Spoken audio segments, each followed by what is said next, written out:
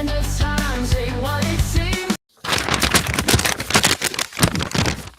Hello, friends. This is Sam Cheney reporting for Weaponized News today, August 27, 2026. Thank you for joining us on this Thursday edition of Weaponized News.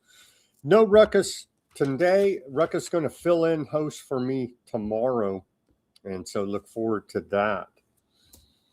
All right, what do we got in the what do we got in the news today? The falling out continues with Canada. Trump signs executive order renaming Lake Ontario to Lake America.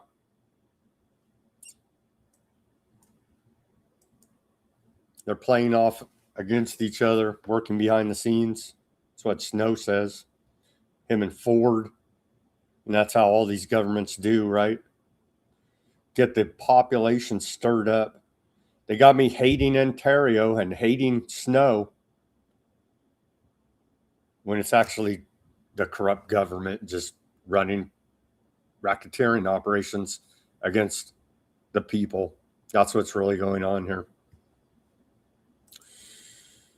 The ins and outs of the Iran war on day 180 now.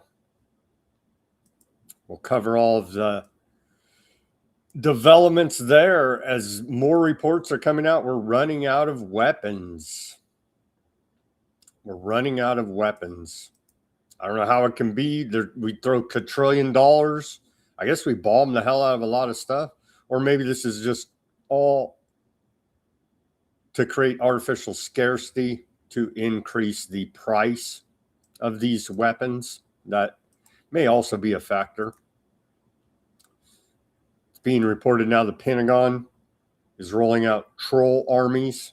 So Aardvark Land has giant troll armies on the internet. The Pentagon. Is there even anybody real on the internet? Is it all just intelligence bot farm trolls? It's starting to look that way, honestly. Dead internet theory seems to be pretty right on the money. We got the fallout. They arrested this dude in D.C. driving around town with a guillotine in the back of his truck. We'll take a look at that crazy story. Another crazy story. The ICE Nazi dude, Greg Bavino. I don't think he's a Nazi, but he did go for that look, right? Intentionally. He says the government's out to get him now.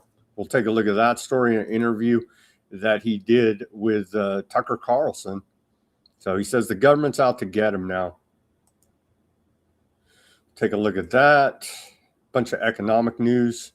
As per usual, a few Epstein developments. A bunch of geopolitical news. As per usual, the Russia-Ukraine war. The leveling of Lebanon continues.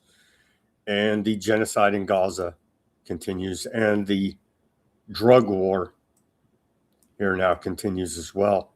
We have reporting about all that and much more on this Thursday edition of Weaponized News. Give me the like, share, subscribe, push that notification button while we're at it.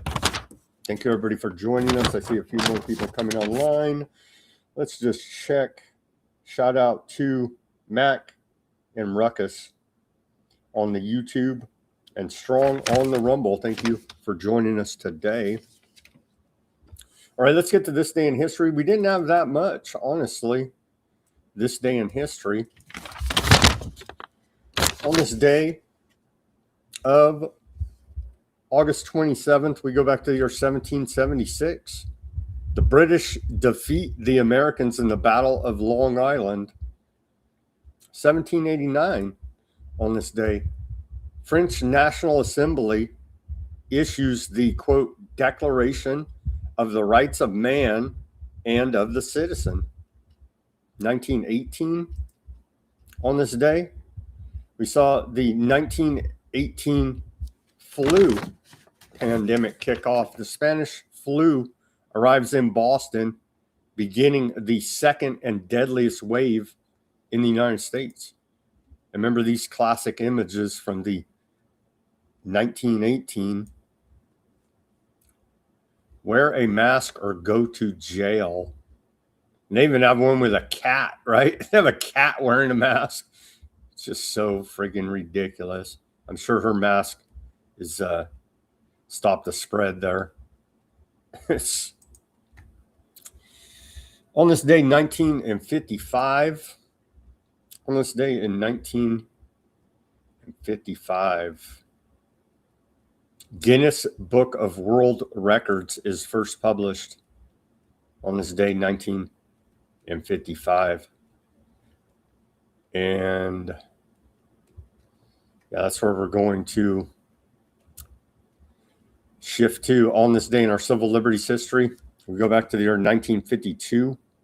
U.S. Attorney in Cleveland, the U.S. Attorney in Cleveland, Ohio, said on this day that he would seek court approval to burn 2 French novels, which he regarded as too obscene for public consumption. The 2 novels imported from London were The Black Mistress and Where They Breed, the latter rather ironically, given the notorious Nazi practice of book burning, involved a story about life under Hitler in Germany during World War II.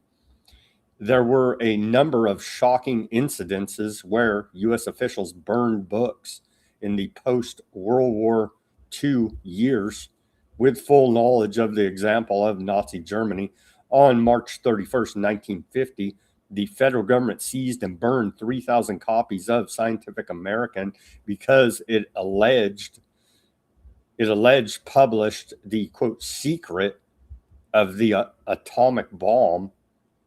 Officials in Newark, New Jersey burned allegedly lewd books and magazines on March 7, 1953. U.S. officials on August 23, 1956 seized and burned all the materials of the controversial psychiatrist Wilhelm Reich, including all of his scientific papers. On November 10, 1973, school officials in North Dakota burned copies of Kurt Vonnegut's acclaimed novel Slaughterhouse-Five. And now all the AI companies are burning books, essentially, right? They're buying up all these rare books as we continue to report, scanning them in for their AI LLM database training, and then disposing of said books. All right, we had another celebrity death, tragically enough. Peter Cullen, the legendary voice of Optimus Prime in Disney's Eeyore, is dead at the age of 85 years old. Rest in peace there, Peter Cullen. All right, and then here's our segue. Here's our segue to the news. If you didn't already know, ultra Zionist, evangelical Christian Zionist, Speaker of the House Mike Johnson wants to remind you that siding with Aardvark land is America's biblical calling.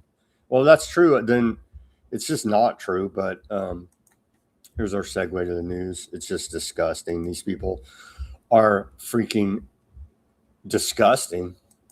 Israel is a critical ally of ours, and I think most people understand the necessity of this funding. They're fighting for their very existence. They're the only stable democracy in the Middle East. I mean, of course, for those of us who are believers, it's a biblical admonition to stand with Israel. We will, and they will prevail as long as they're with them. And this is an important, very important symbolic gesture and a very important replenishment of their stockpiles, for example, of the Iron Dome. The reason they shot down all those drones and missiles in the last attack by Iran is because we assisted with that. I think the American people understand the importance.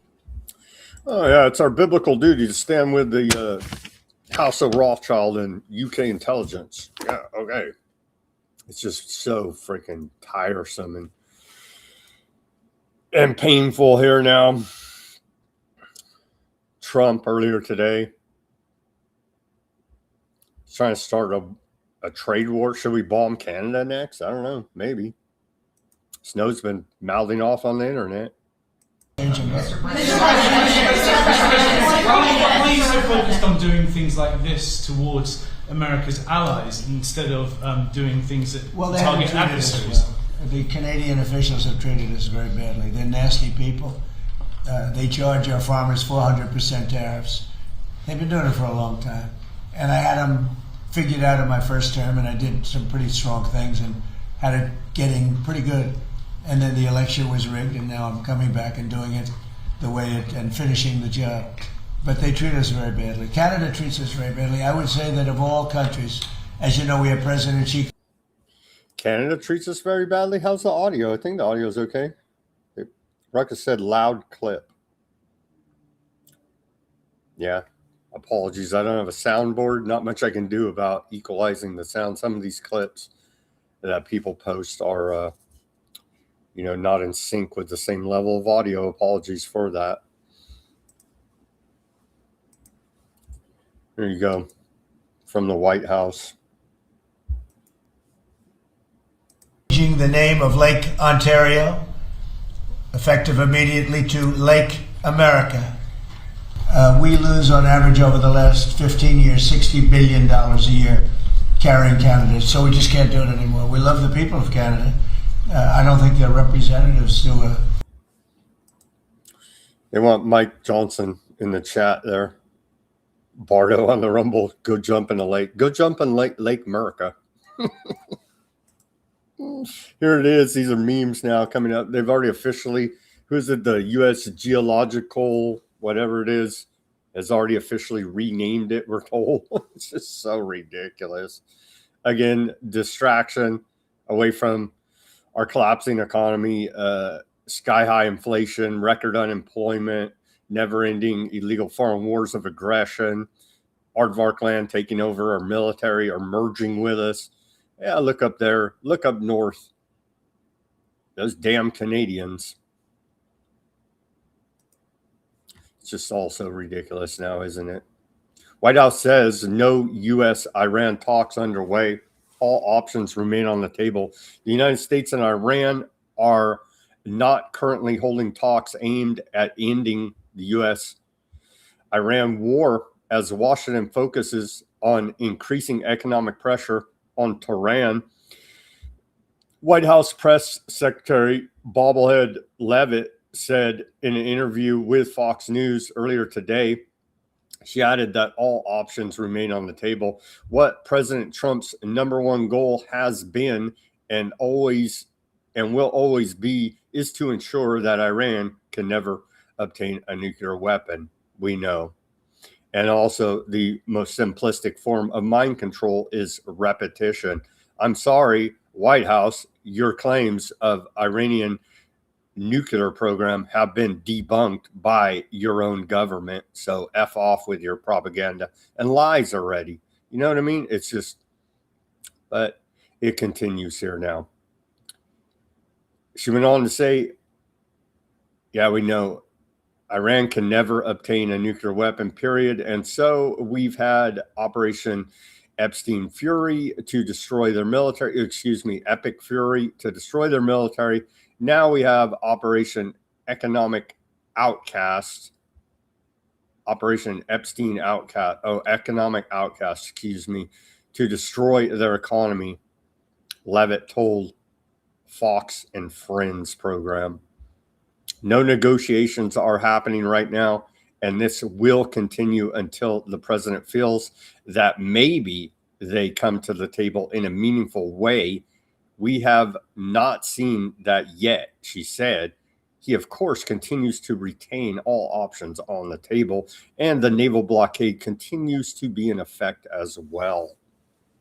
We're in a Persian standoff there in the Strait of Hormuz, essentially, in the Iran war on day 180. Iran has completely rejected Donald Trump's demand to abandon the June MOU and open the Strait of Hormuz, stating that any reopening must follow the June framework, including $300 billion in war reparations, release of frozen funds, and full sanctions relief.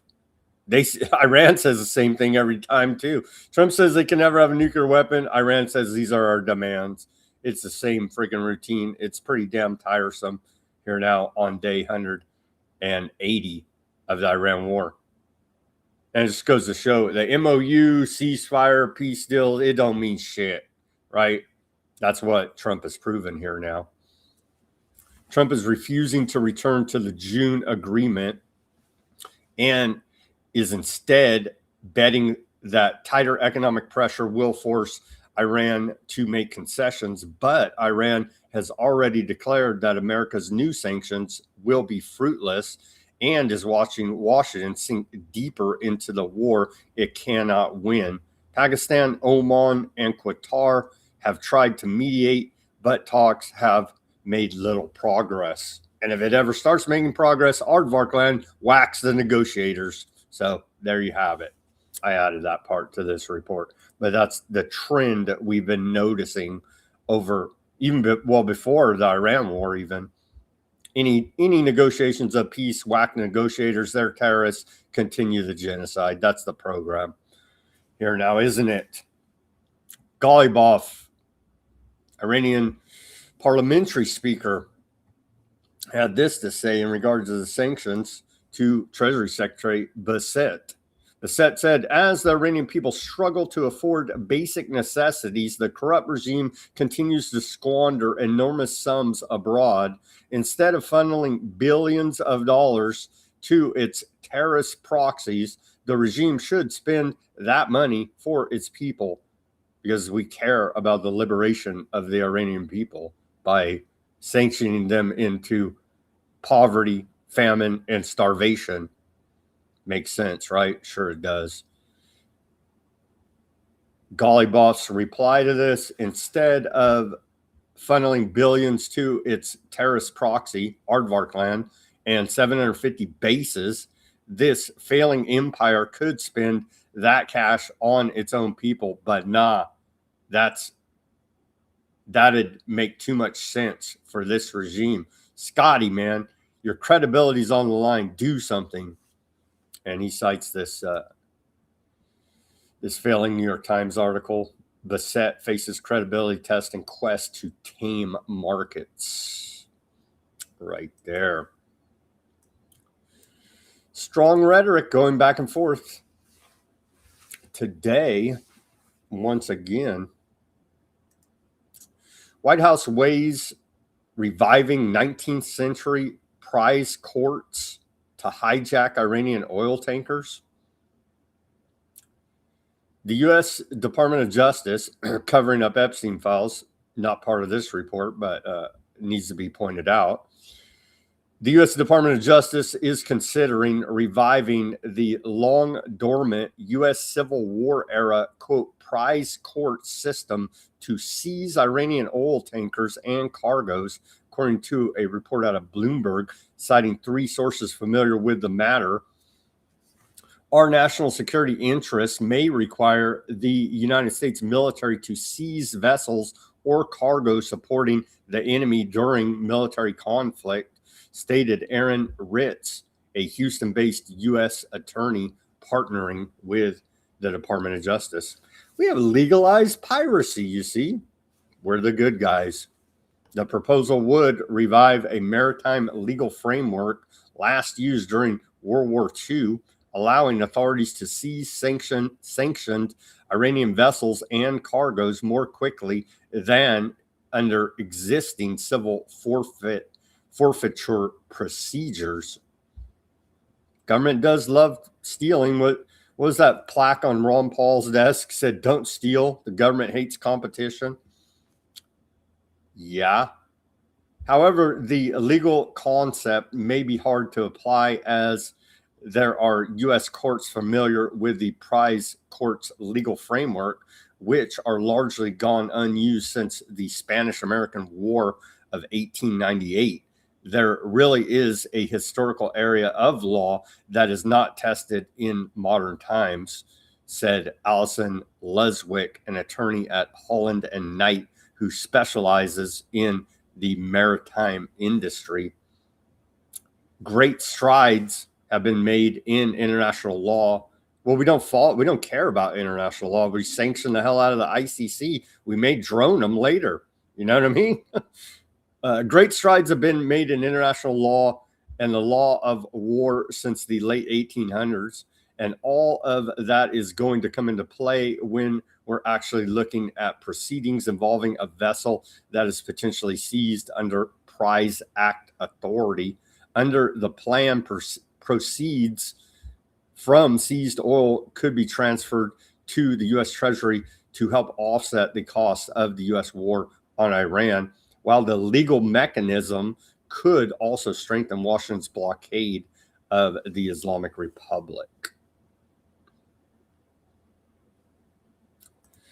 And they go on a little bit more. They're talking about it. Who knows? They'll probably try to do it. And I don't even know why they care. Just go kill everybody. I mean, that's what they do anyway. Why do you even care about all this? Is it legal? Give me a break. Like seriously, give me a freaking break. Like they care if it's legal. Iran's foreign minister Odysee met with Qatar's prime minister in Tehran earlier today, called the newest wave of U.S. sanctions an act of state and economic terrorism yesterday in a letter to the UN Security Council. Odysee accused the United States of seeking to, quote, cut Iran's lawful economic ties and other states after failing to achieve its objectives through war or persuade other countries to join its campaign. These sanctions deliberately harm civilians by restricting access to food, medicine, medical equipment, energy, and other essentials, violating rights, including the rights to life, health, food, and an adequate standard of living, he wrote in the letter to the UN. Kind of hard to argue with all that, but hey, we're the big dogs with the world's reserve currency, and the dollar has been weaponized against you and much of the rest of the world, for that matter. Iran has been unable to import enough petrol to offset reduced domestic production as a result of the U.S. naval blockade. Pakistan says it is not bound by U.S. sanctions on Iran and rejects reports that Army chief visited Tehran as Trump's envoy. At a press conference in Islamabad earlier today, foreign minister spokesperson from Pakistan and Arab said Pakistan does not believe Washington's unilateral sanctions on Tehran adhere to international law and that issues should be resolved through dialogue. At the same conference, he rejected reports that its army chief, Field Marshal Asim Munir, traveled to Iran earlier this week on Trump's behalf, calling the claims misleading and factually incorrect. He said the visit was undertaken purely in the context and backdrop of Pakistan's ongoing role as a mediator. And they're asking for a bunch of money too. They're always trying to get some money out of us. They're Pakistan.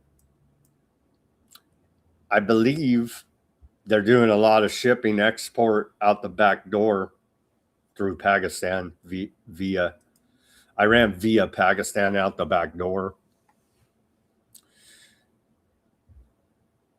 Have we spent up to 65% of our U.S. Patriot missiles stocks? That's what the reports coming out are saying. U.S. Patriot missile stocks in Europe are beyond critical due to the Iran war. The U.S. military faces a, quote, beyond critical shortage of advanced missile interceptors in Europe, driven largely by the war with Iran, according to a U.S. defense official in Europe and NATO official, raising concerns about NATO's vulnerability to a Russian attack. Patriot interceptors, the system capable of downing Russia's high-speed ballistic missiles, are the sharpest shortfall Both officials who spoke anonymously said inventories among America and NATO forces are low in a sustained Russian ballistic attack on a headquarters or power plant. The U.S. official said NATO could find itself as exposed as Patriot-starved Ukraine, forced to, quote, take punch after punch in the mouth. The war has consumed 65% of American patriots, roughly 1,500 of 2,330 interceptors, according to CSIS. That's this. Who the heck are? I saw those guys anyway. Stocks were moved from Europe to the Middle East, where U.S. and Gulf forces have fired heavily against Iranian drones and missiles. Transfers to Ukraine contributed, though analysts describe those as planned and measured, with the Iran conflict at the tipping point. The Pentagon disputes the account. Spokesman, propagandist from the Pentagon, Sean Purnell, called shortage claims false, saying the U.S. has everything required to strike at the president's choosing. NATO spokesman Colonel Martin O'Donnell said it is simply not the case. The Patriot numbers are beyond critical. Yeah. They don't want to own up to it. There's a big report out of Associated Press making these claims.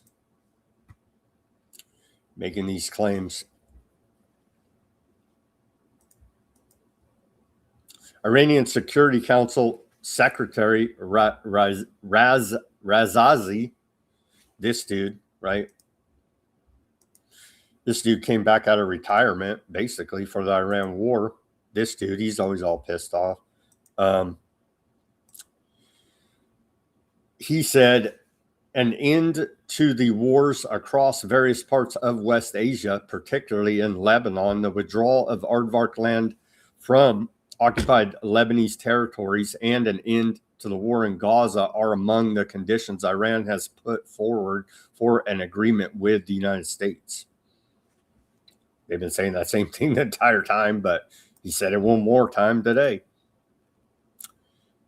He went on to say the claim that there was a plot against Trump's son is nothing but a major lie devised by Malay Bibi Netanyahu to deceive and frighten the United States president.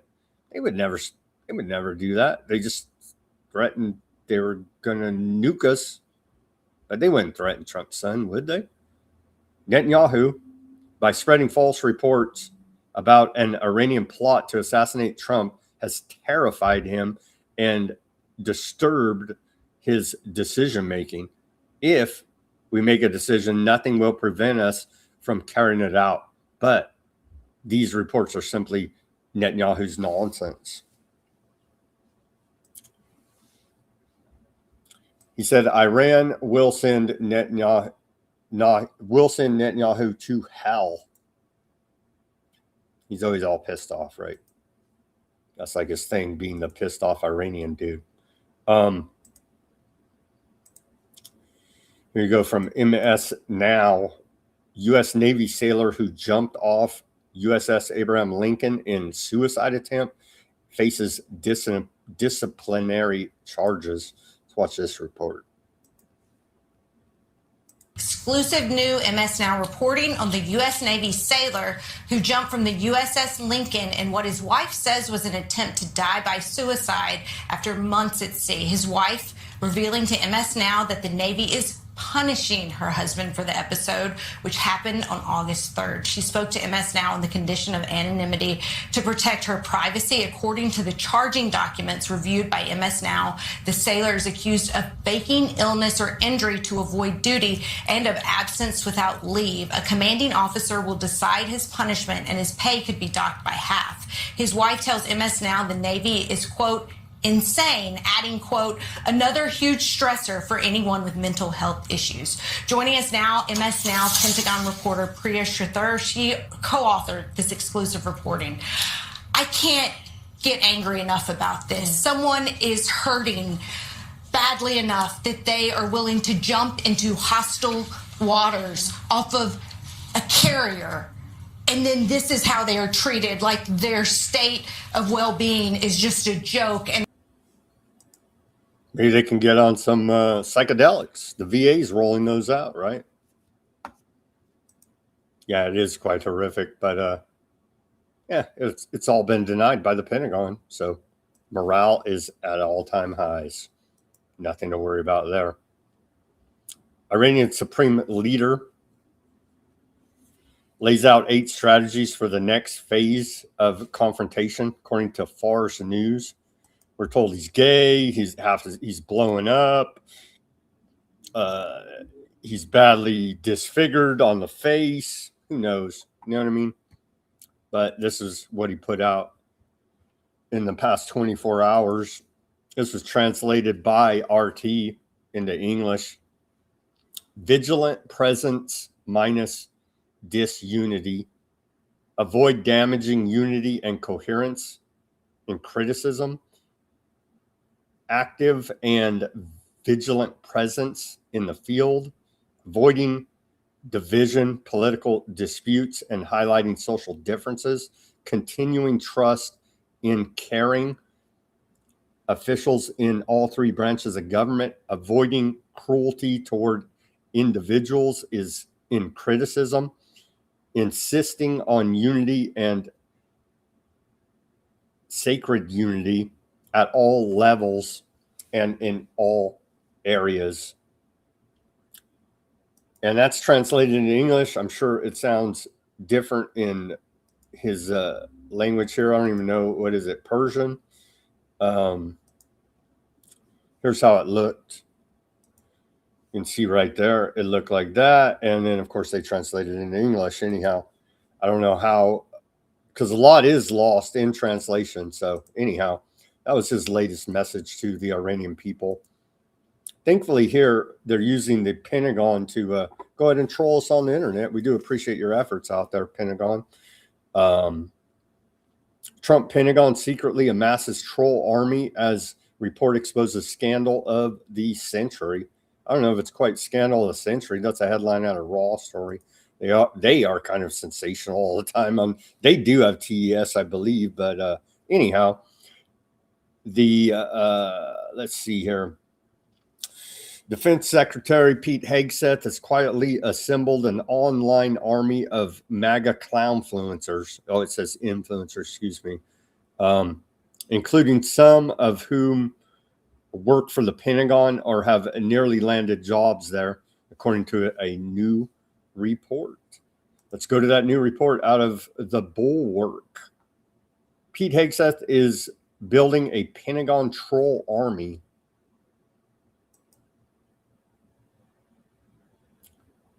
The War Secretary's MAGA clownfluencer allies aren't merely cheering him on. Some work for him. Oh, no, there's nothing dishonest about that at all. We're draining the swamp, bro. The right-wing social media Doge booster, known as Data Republican, we covered that as a Fed working for the Pentagon or the Department of War, has over the last 2 months waded deeper and deeper into hot button political issues, from Candace Owens to the 6 Democrat lawmakers who encouraged troops not to follow unlawful orders. Data Republican, the nom de web of Utah mom Jessica Pounds, has been active on X, venturing far beyond the number crunching work she did as an early Elon Musk booster. What Pounds didn't reveal as she grew her social media presence was that she was secretly working for the Department of War. Since July, Pound has been a temporary special government employee for the Pentagon. Pound's secret job spilled out into the open this week after she egregiously accused Sarah B. Rogers, the State Department Undersecretary for Public Diplomacy, of trying to entrap her for treason. Amid the flap, an ex-user critical of Pounds revealed that she worked for the War Department. The Pentagon later confirmed that she does work as a special government employee, but refused to explain exactly what job she has with the Department of War. Pound's secret work for the Pentagon calls into question the motivations of several of her posts, such as when she took a jab at then Army Secretary Dan Driscoll, a Hegseth nemesis. It also raises serious questions about Secretary Pete Hegseth's cozy relationship with outspoken conservative social media clownfluencers and whether it breaches serious ethical norms. Hegseth has gone to great lengths to limit and muzzle many members of the traditional Pentagon press corps, but secretly employing a shadowy, rabidly online personality for the apparent purpose of going after your enemies is a remarkable illustration of the kind of steps Hegseth appears willing to take to fight political wars.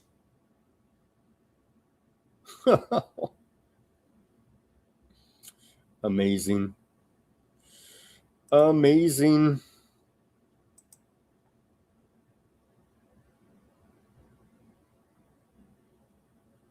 So yeah, you may just be arguing with feds. That's probably who you are arguing with on the internet. That's who I'm arguing with, a bunch of feds, a bunch of clowns. You're organized criminals. You're scum. Oh, but the Justice Department's still covering up Epstein files. They busted a bunch of gangs, a bunch of gang members today.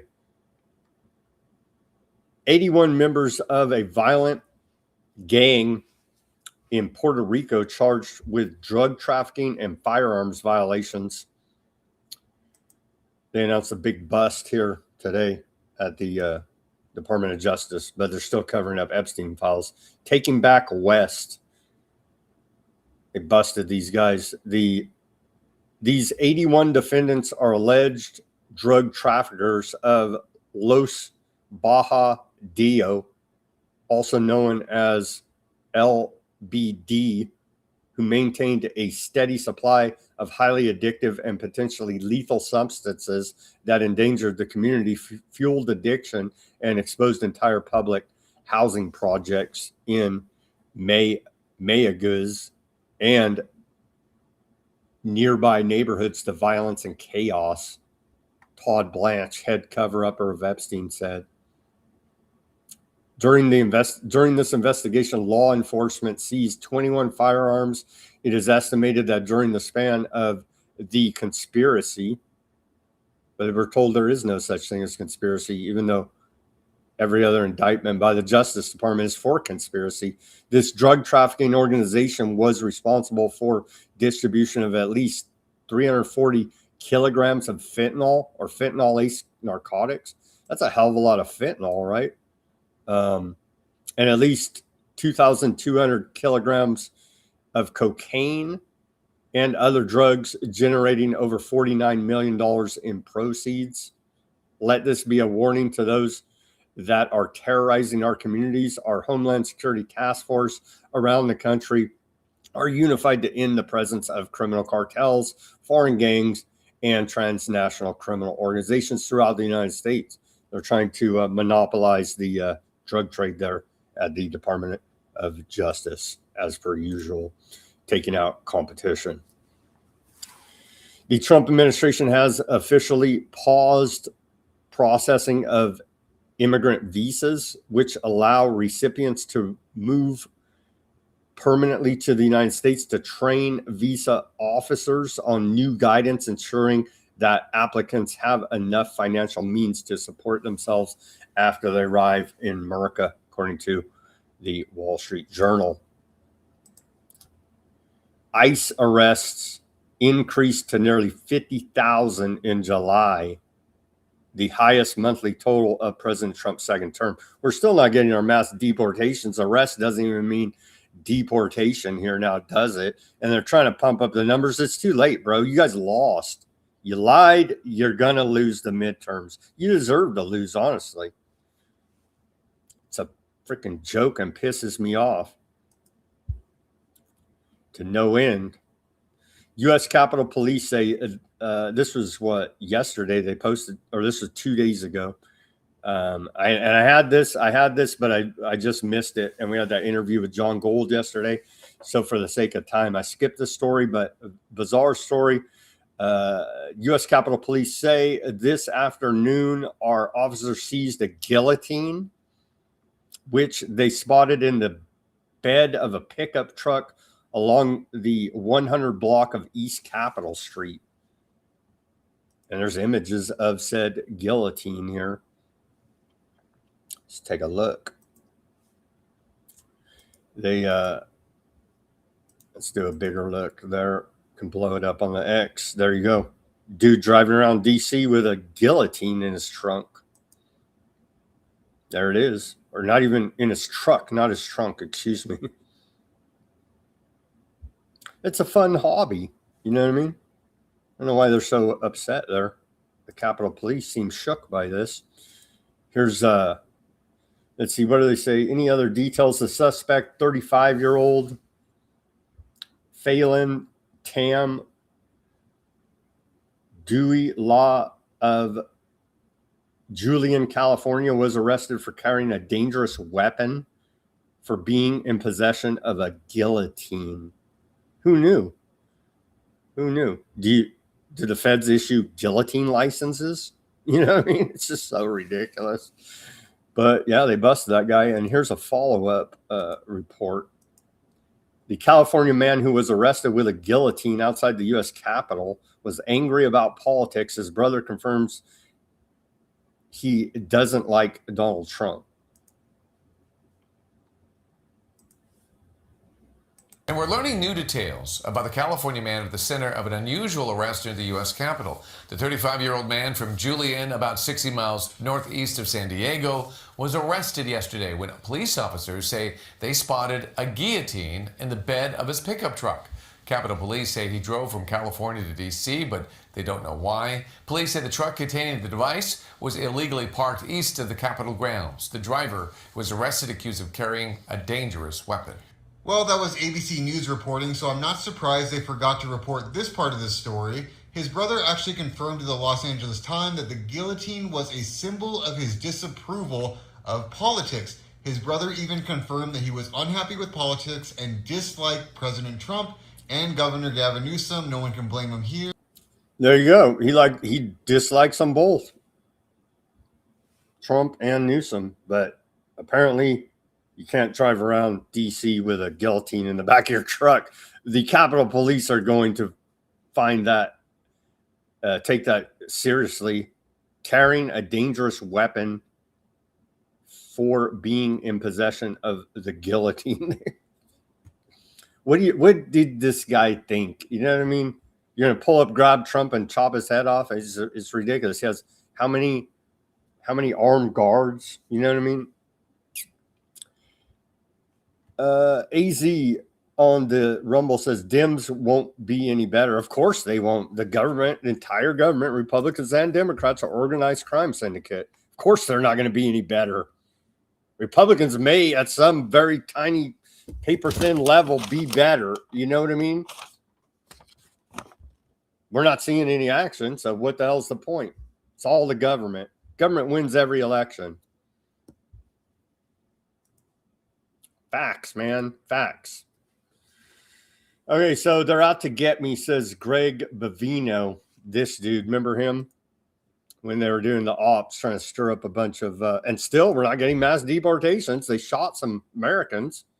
ICE did, right? They did a couple roundups, but nothing like we need. Nothing like we need. We've heard Mr. Technocracy J.D. Vance say there's 50 million illegal aliens in this country. Bavino saying there's 100 million illegal aliens in this country. Is there that many? That seems like a very high number. Greg Bovino told Tucker Carlson in a recent interview that he believes the Trump administration is threatening his life after he was fired from his role leading Border Patrol. Now they're out to get Bovino. He did what you guys wanted, man. So see, another example here, right? Well, you don't work for the government, bro.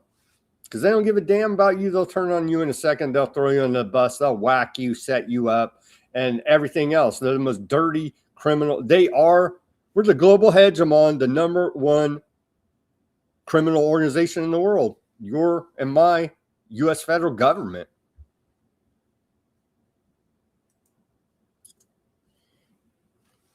In his interview with Tucker released yesterday, Greg Bovino accused Border Czar Tom Homan and the Border Patrol Commissioner Rodney Scott of pulling his protection while insisting President Trump would be shocked by the details. He estimated over 100 million illegal aliens in the United States and called mass deportation stalled theater due to lacking will. The White House dismissed the security claims as absurd, and his population figure drew pushback as an unsourced extrapolation far above estimates like 15.8 million from the Migration Policy Institute. I think we've heard Holman say 40 million. I know we heard JD Vance say 50. Now this guy 100 seems like that seems a bit much. Maybe it is 100. Who knows? We're definitely not getting mass deportation, so we know that much. As promised by Trump. Promises made, promises broken by Trump. Thank you very much. ICE arrest Aardvarkland National Avi Shea Alon in New Hampshire. On August 20th, an arrest following routine enforcement operations and came after Alon served part of a 2 to 6 year state prison sentence for a September 2024 incident in Dover, where he and a co-defendant held a man at gunpoint. Alon and a former Aardvarkland military intelligence member who later worked in tech, identifies as a transgender woman named Allison and has pursued prison-related lawsuits. The ICE announcement featuring Alon's mugshot prompted online reactions ranging from calls for swift deportation to comments on the suspect's appearance, highlighting public focus on immigration enforcement against those with criminal records. And then here he is. I don't even get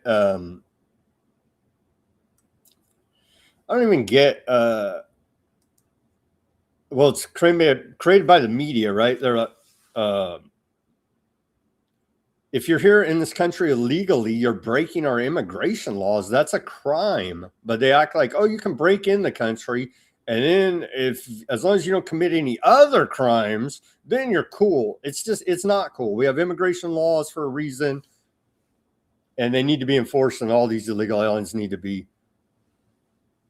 deported the hell out of here. Obviously, that's not going to happen because Trump and his cronies are profiting off of illegal immigration in this country. Sorry to report to you, MAGA. Judge approves $73.5 million settlement between Epstein victims and Bank of America. A federal judge in Manhattan earlier today approved a $72.5 million class action lawsuit reached between victims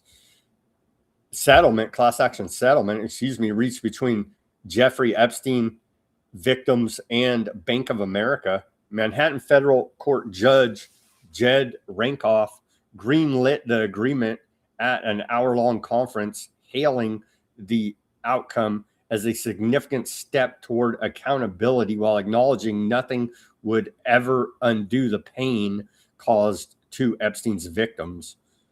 And Bank of America laughs. What? No, they knew nothing, right? And nobody, banking executives never get in trouble. They just simply pay a fine, right? Too big to jail, too big to fail, too big to jail in every case, apparently. No amount of money can ever fully compensate Epstein victims for the harm they've suffered, the judge said. Amid endless reporting about the need for those who facilitated Epstein's abuse to be brought to justice, the judge said there are cases, including very much this one, where that hasn't been talk, it's reality. It is thanks to plaintiffs' counsel that a substantial number of Epstein victims are receiving substantial amounts of money, and that some, at least modest justice, is thereby being accommodated, the judge said. Anything else about that? Yeah, I think we know the rest of the details there. Similar settlements were reached in actions brought against JP Morgan Chase, which shelled out $290 million to at least 100 Epstein victims in June 2023, and Deutsche Bank, which settled for $75 million in 2023. But still no criminal. Just pay a fine, and you're the good bankers that we all know and love. It's just more bankers tied up with Epstein here. Former JP Morgan executive Stanley says he shared confidential bank information with Epstein. Report out of Reuters.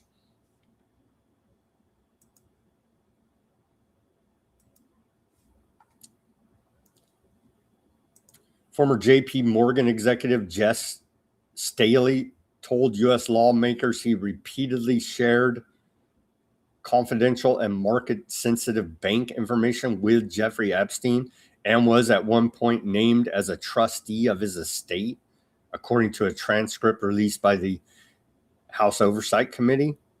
These admissions come as lawmakers probe the late convicted Epstein's political and business ties.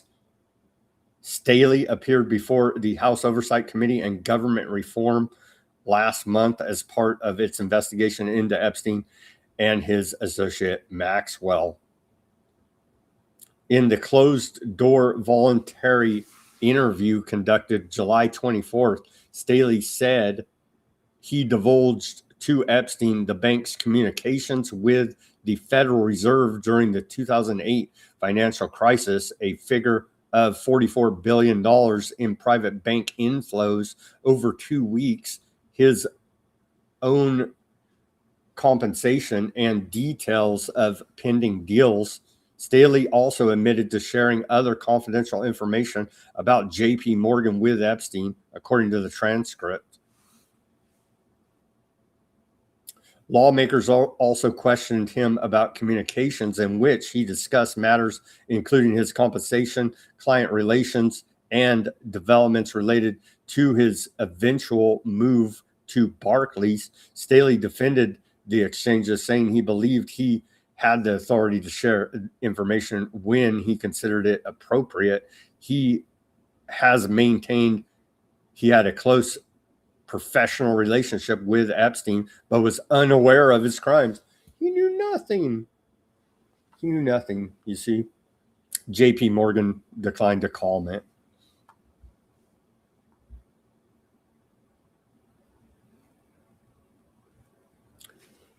Yeah, he knew nothing. Nobody, Bill Gates knew nothing. Nobody knew nothing. You see, his Epstein's assistant of 18 years, she knew nothing. Nobody knows nothing here. Here's a report out of, what is this, NBC Channel 7, local news. A gigantic mistake. Bill Gates addresses Epstein relationship I think this is Bill Gates' interview with Anderson Cooper. If we can get this sucker to load here.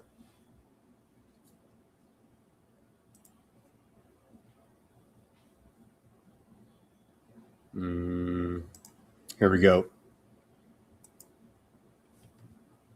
Everybody's favorite doctor during the bad times, Bill Gates, saved the world many times over.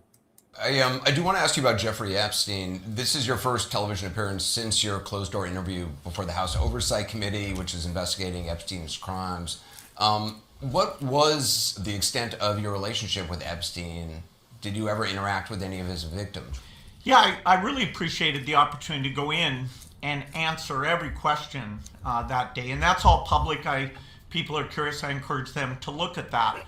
You know, I went through every single meeting, every single email. I didn't have a social relationship. I didn't meet any women through him. I had a misguided view that he could facilitate my raising philanthropic funds for global health. It was a gigantic mistake, which I talk about in my testimony, and I've really learned from that. You know, I'm very apologetic that I gave him any credibility at all. And, you know, I spent today really saying, you know, what I did do and being very, very clear what I did not. There was a series of graphic, unverified allegations against you that Epstein appears to have written himself in July of 2013 in these draft emails that were never sent. It sounded like he was trying to blackmail you. Were you aware he was trying to do that? No. It's complicated enough that really that's where, you know, several hundred pages of testimony gets to it. And, you know, I didn't know that he was considering blackmailing me. He never did blackmail me, but, you know, it just shows how foolish I was to spend time with him. Bill, thanks so much for your time. Well, I totally believe Bill Gates, right? I mean, don't you? The Gates Foundation investigated the 30-plus meetings between Bill and Epstein, and they found no wrongdoing.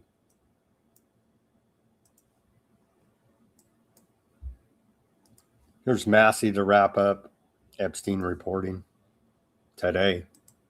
And finally, I know the DOJ wants to say they're done with this document production. The problem is they've taken down documents before we were able to go over to the DOJ and look at the unredacted versions. They took down some of the most significant documents, two of them involving Virginia Giuffre's case and other things. The picture of Epstein in a room where it's got CIA written on the boxes, that's been taken down. We want to be able to look at all these files. They can't keep those documents down after they've already produced them. They took down Lutnick. They played that game, right?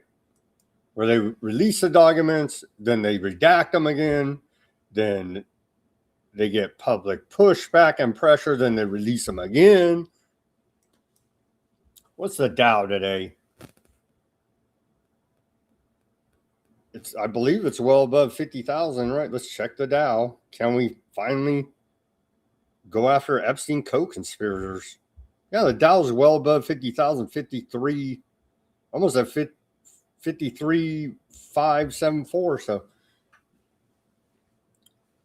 clear path for DOJ to go after Epstein co-conspirators, a la Pam Bondi's outburst earlier in the year. All right, friends, let's take that live commercial break now. Give me that like, share, subscribe, push that notification button. All that's free. Go to weaponizednews.com/shop. Get yourself a holograph sticker there. You can see nice holograph going on there. We have the white background sticker as well, and the clear background sticker, weaponizednews.com/shop. The link's in the description below this video. We got baseball caps, t-shirts, coffee mugs, shot glasses. As some in the audience say, this show may induce heavy bouts of drinking. A bunch of gear over there. Go check it out. weaponizednews.com/shop. In the description below this video is the link. We take donations as well. Buy me a coffee, Bitcoin wallet address, Cash App links all in the description below this video. Become a paid subscriber at Weaponized News Substack. We're streaming there live now. You'll get the full show, summary of the show, and links to almost everything we talk about for documentation and further research purposes. Weaponized News Substack. It's all free. Nothing's behind the paywall.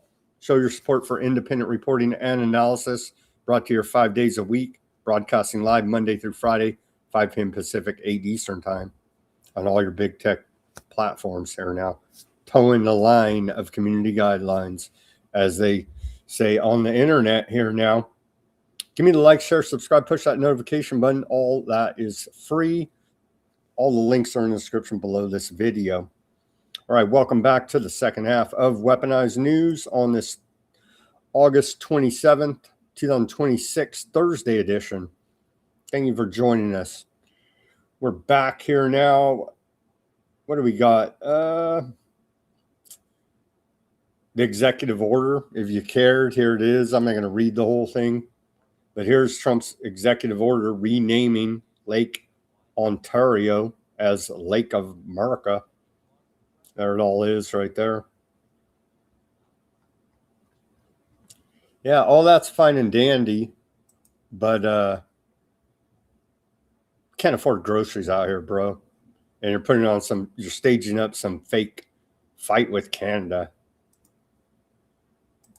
Howard Lutnick, excuse me, Epstein's neighbor.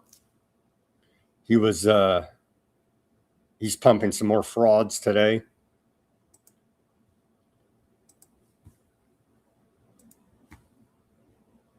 In the Delta Group, 2 experts to spend time and effort to analyze these buildings. And what they came back with is there's $257 million would be enough money to completely renovate and restore the building if President Trump was the construction manager.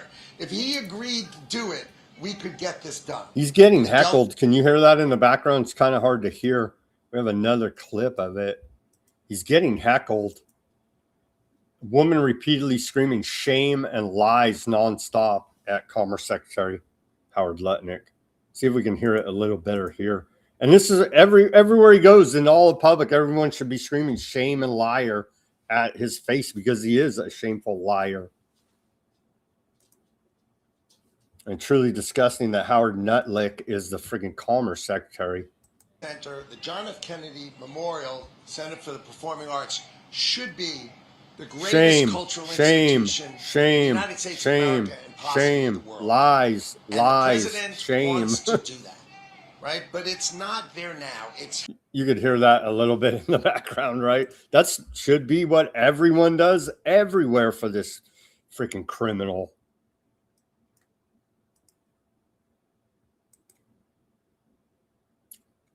Mark Carney has made a statement here now.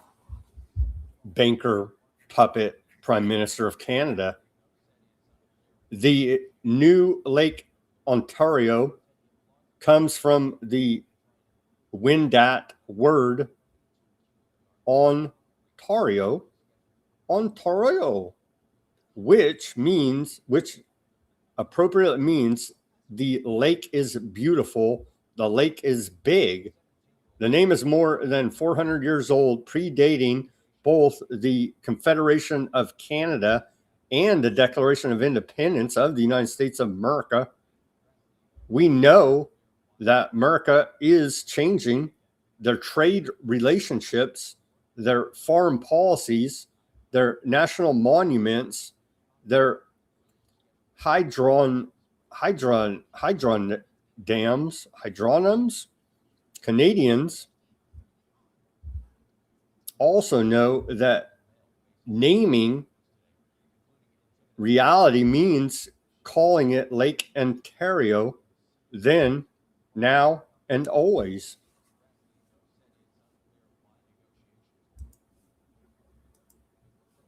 Trump administration is negotiating with Venezuela's interim government for a U.S. stake in more than a dozen oil fields holding an estimated 90 billion barrels of oil, according to Aardvark mouthpiece puppet fake news Axios.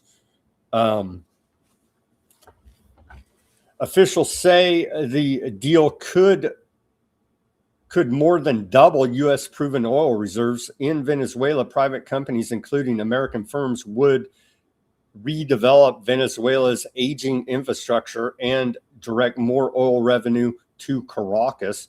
Trump was reportedly considering U.S. ownership of Venezuelan oil fields before authorizing the January 3rd kidnapping of Venezuelan President Nicolas Maduro. Talks now are being led by little Marco Rubio, Secretary of State, and acting Venezuelan President Delcy Rodriguez, with Nazi Stephen Miller also involved. The Iran and Ukraine wars, raising oil prices, and a 40-year low in the Strategic Petroleum Reserve are adding urgency, the official added to Axios. Energy Secretary Chris Wright may travel to Venezuela next week, but no timetable for finalizing the agreement has been set.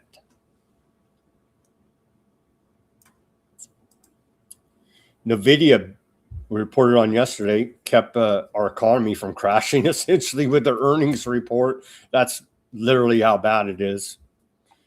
NVIDIA beat Wall Street expectations yesterday, reporting $96.2 billion in quarterly revenue, but the $5 trillion company faced mounting scrutiny over deals that critics describe as circular financing. It is the snake's biting its tail here, according to the Financial Times, because it is a circle jerk of AI computer chips up everybody's rear end fraud, because that's what they like, the butt stuff, the freak shows that these big techs are, right?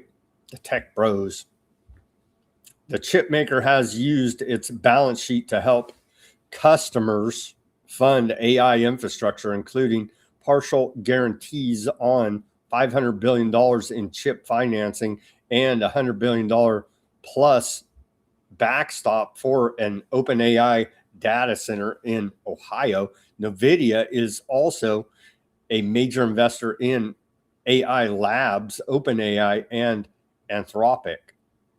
Finance chief Colette Kress acknowledged some will call this circular financing, but said the risks were limited given strong demand, noting that demand it is backing with its own balance sheet would make up roughly a quarter of next year's business. Morgan Stanley analysts had pressed for more transparency, warning NVIDIA is exposed if the AI boom disappoints.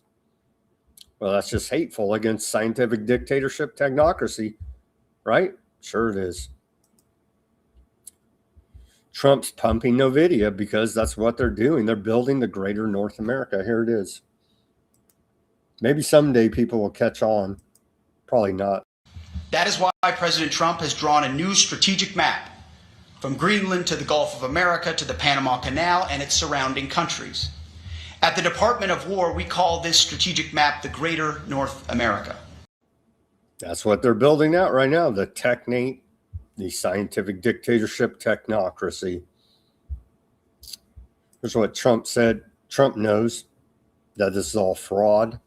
NVIDIA just announced record sales of $96.2 billion, forecasting a 70% rise in revenue in 2028. Congratulations to Jensen Huang on these incredible numbers and the company's great success. Only in America could the fraud be this large. NVIDIA will start an employee-funded U.S. political action committee. Well, hell yeah, buy off Congress. Everybody else does. Might as well. You know what I mean? They're like, we'll give you everything for free. Just get rid of these damn Americans. You know what I mean? Put them in the FEMA camps. Put the chips in them. Terminate them. There is, quote, no plan for the social, political, and economic upheaval AI is about to cause, Bill Gates said. I think we talked about that yesterday a little bit. Bill Gates, our doctor, warning, our former doctor, warning about the dangers of AI, open AI. So here is your technocracy, your Skynet, your scientific dictatorship. Maybe not all, but these are the major players. OpenAI said earlier today, we have a limited window to strengthen cyber defenses, and together with organizations including Anthropic, Amazon, Google, Microsoft, and Oracle, we're calling for a global effort to give defenders the tools, resources, and support to protect the infrastructure we all depend on. If we act decisively, we can turn today's AI advances into lasting improvements in security and make our digital world safer for everyone. See, they care about us. They care about us. Here is your corporate fascist government. By the way, many members.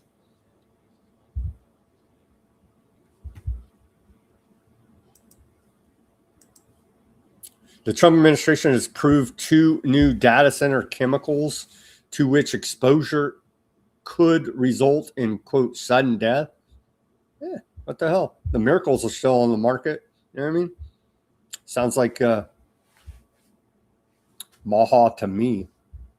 And a range of other serious health risks like cancer, eye coercion, neurological damage, and reproductive harm, according to a new lawsuit.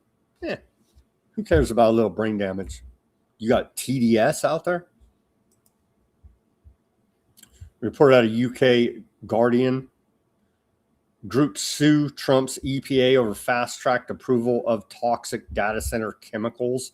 Exposure to 2 compounds approved can result in sudden death and a range of other serious health risks. Are you a conspiracy theorist? UK Guardian, you know what I mean? The Trump administration has approved 2 new data center chemicals. The 2 compounds approved by the EPA for import and immediate use in facilities across the United States are photoacid generators that also appear to be PFAS, forever chemicals, though it is unclear because much of the EPA documents are redacted. Some forever chemicals are commonly used in the production of semiconductors. The EPA acknowledged in its approvals that it does not know the level at which the chemicals are acutely lethal or cause other serious health damage, but the agency still approved them anyway.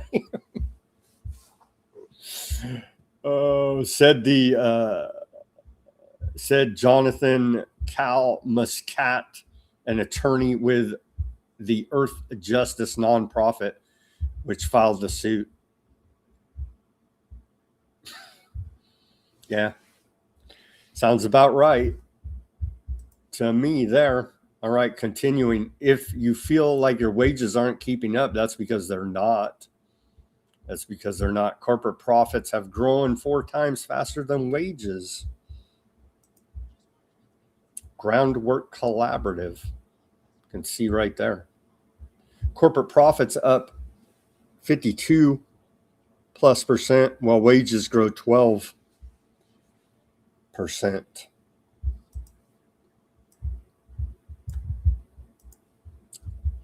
Great news. More technocracy news here.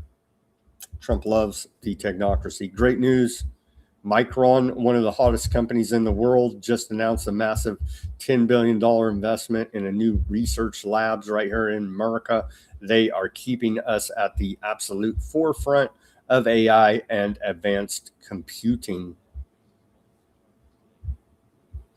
I made it clear that America will lead the way to a new golden age of science. The results speak for themselves. During my administration, companies are investing trillions of dollars into scientific dictatorship technocracy, the technate, the greater North America.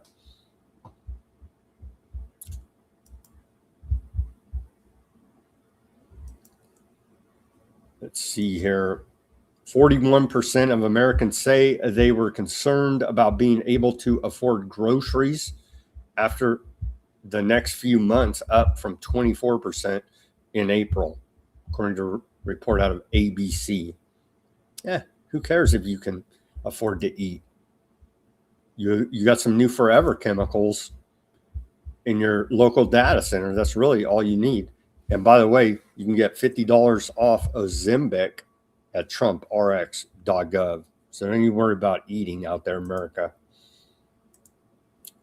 The president's son, paid by Kalashi and Polymarket, and he's telling elected officials not to go after those companies. More insider trading, pay for play, and protection racket out of the Trump administration. Here you go. Exclusive. Donald Trump Jr. tells Republican state attorneys general to back off on prediction markets.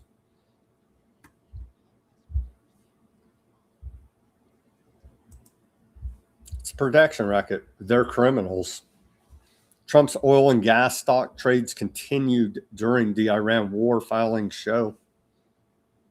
ZBS News says in this report, Trump's investment accounts have continued to purchase and sell holdings in oil and natural gas companies while he oversees the U.S. war with Iran, according to his financial disclosure filings through the second quarter of this year.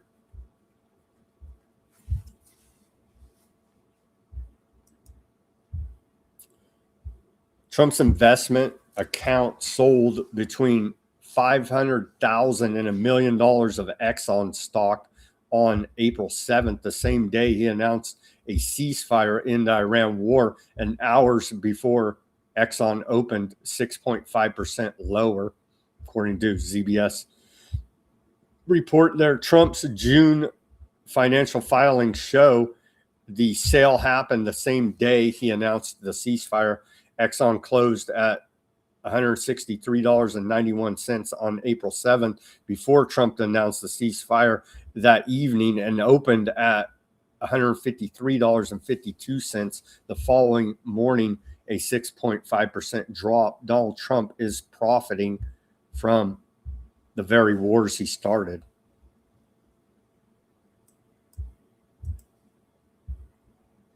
Indeed.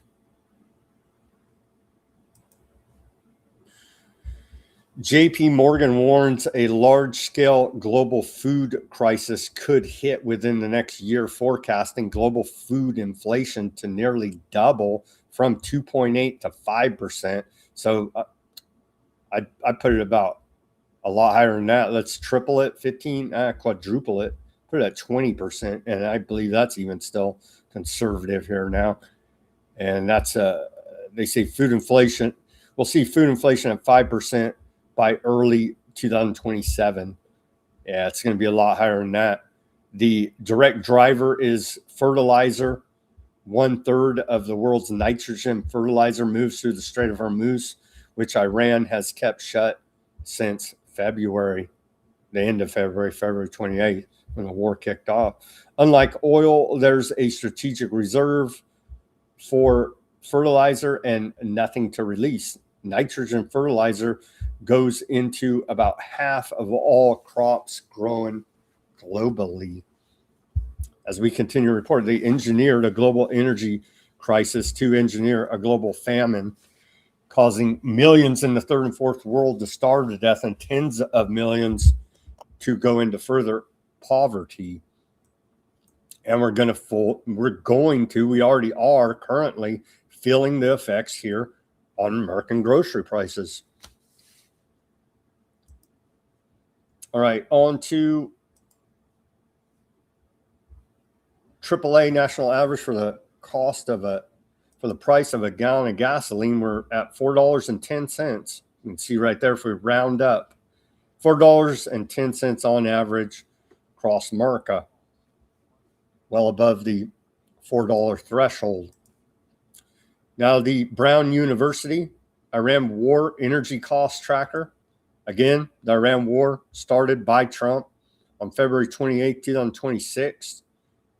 We're now at $92.6 billion total consumer cost burden since the beginning of the Iran war.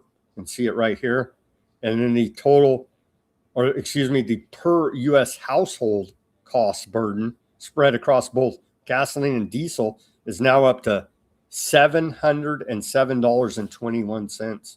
You can see right there. Man, we're taking a beating here economically, that's for sure. You and I, Joe Blow consumer, just trying to live, for crying out loud. U.S. Navy, U.S. Central Command chimes in here now. They say U.S. Navy EA-18G electronic warfare aircraft patrol the skies over the Middle East while the U.S. continues to enforce the blockade against Iran. As of today, CENTCOM forces have redirected 750 commercial vessels, disabled 3, and boarded 2 to ensure compliance. So again, as it says in the Constitution, our job is to be police of the Strait of Hormuz now. Of course, it doesn't say that. This is all illegal under the Constitution. Who cares? You know what I mean? Have fun paying for groceries. Tanker Trackers says shipments passing through the Strait of Hormuz averaged just 3.7 million barrels of oil per day over the past 7 days based on vessels' automatic identification system signals after they have passed through the U.S. blockade line. Yeah, not much traffic there. Let's see here. Tank trackers count ships to the global market when they pass through the U.S. blockade, monitoring the automatic identification system signals of ships because of restrictions on timely satellite imagery. Visible traffic remains heavily depressed. Kepler counted just 10 commodity vessels crossing the Strait of Hormuz yesterday compared to 10-day moving average of roughly 15, though the data is preliminary as ships may be moving with tracking signals switched off. Pre-war transits through the Strait of Hormuz averaged about 140 per day, to show you how much it's fallen there, with, again, Iran standing there with a big gun, America standing there with a big gun, pointing at whoever wants to drive by. Maybe you pay some protection money, maybe you don't, maybe you get shot, maybe you don't. That's kind of where we're at here. It's a very sketchy situation, to say the least. Tragedy. This hit yesterday. You guys probably saw it, but some of these images are striking. Tragedy hit Nepal. Death toll rises to 270 in Nepal. Tibet flood. Over 1,000 still missing. More than 5,000 rescuers are searching devastated Himalayan valleys as the death toll is expected to climb. I don't know if you guys saw this yesterday, but some of the images here. This is pretty wild. Chinese media reportedly said a sudden flood hit. It hit the Tibet's Kureg County. Check out this video.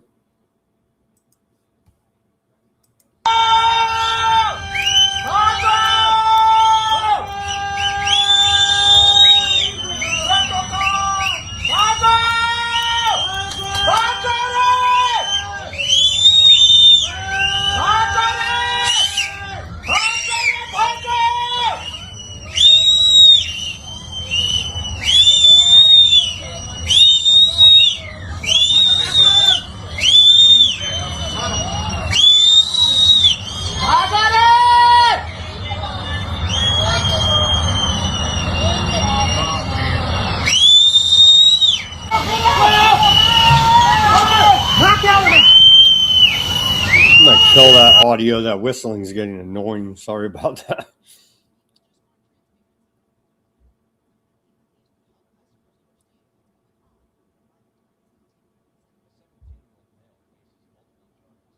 Wowzers.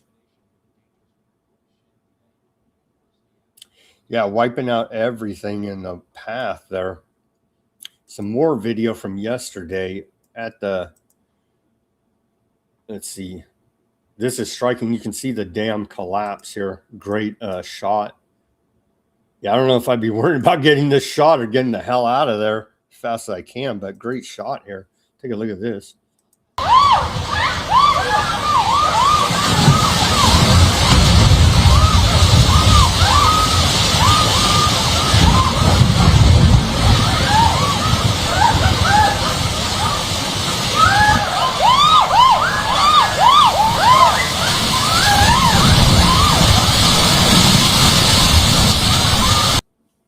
Yeah, it's pretty bad. I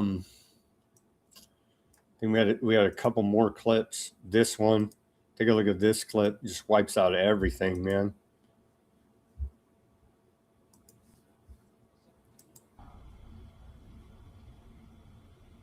No audio here.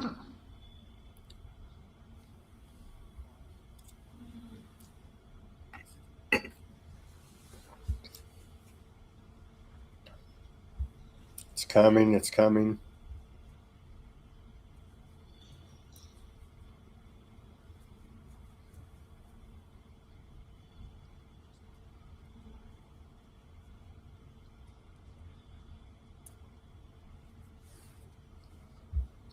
Wowzers. Wiped out all of those buses, that whole, everything there. Crazy. And I think we have one more.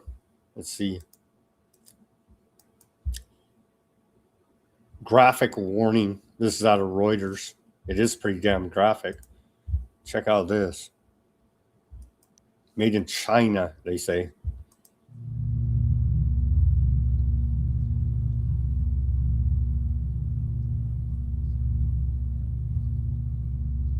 Deadly mudslides devastate. Yeah.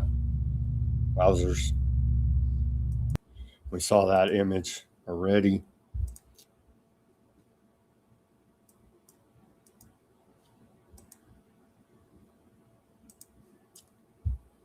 Yeah, that's about it.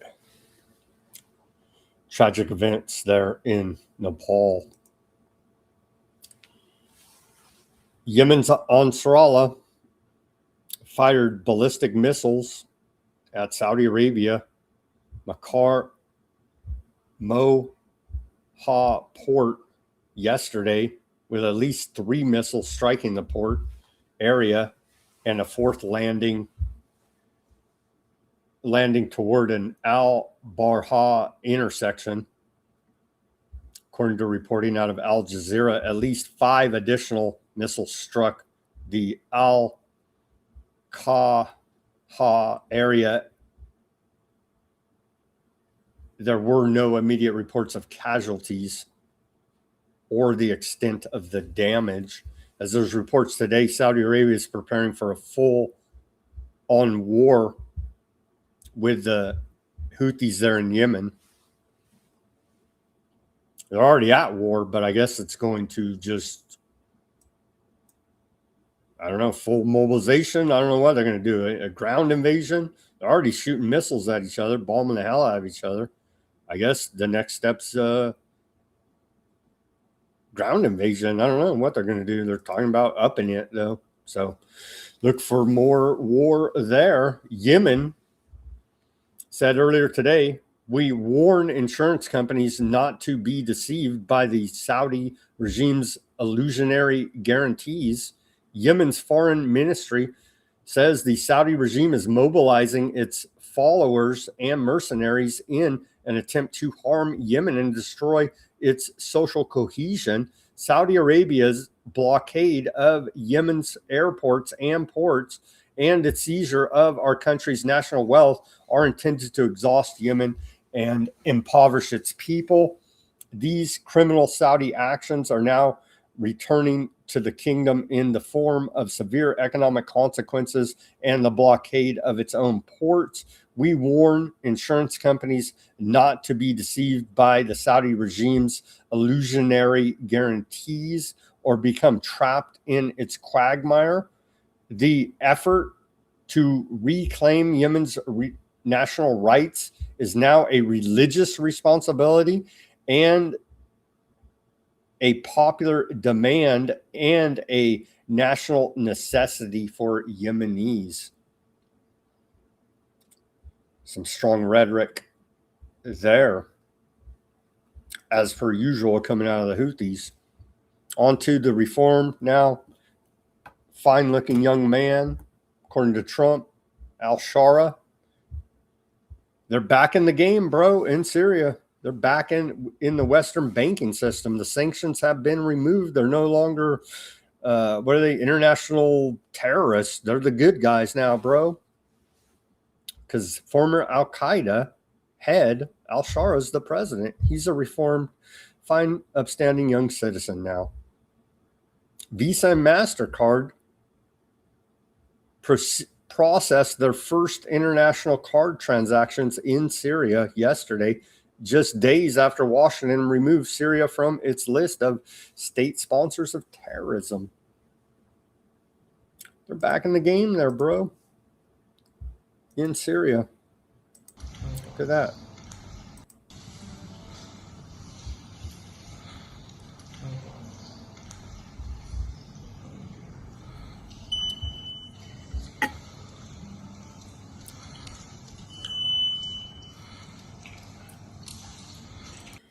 You're back in the fiat debt-based monetary system. Rad, dude.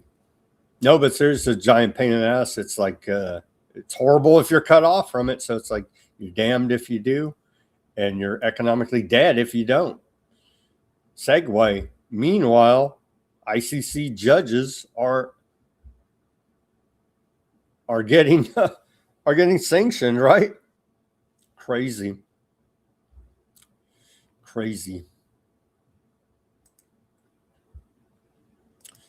They sanctioned this judge, remember? The ICC. Yeah, but former Al-Qaeda, ISIS head terrorist in Syria, now president. He's cool with it.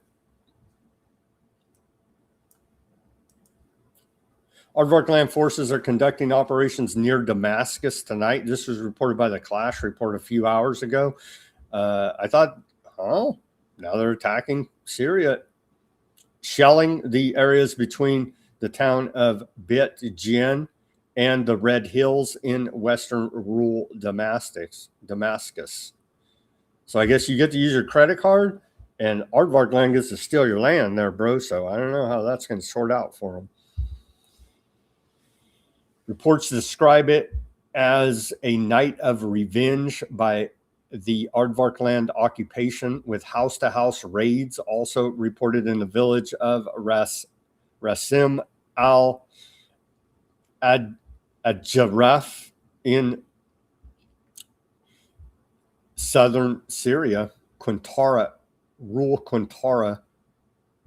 Syrian sources describe the Aardvark land occupation or operations as beyond description in their intensity.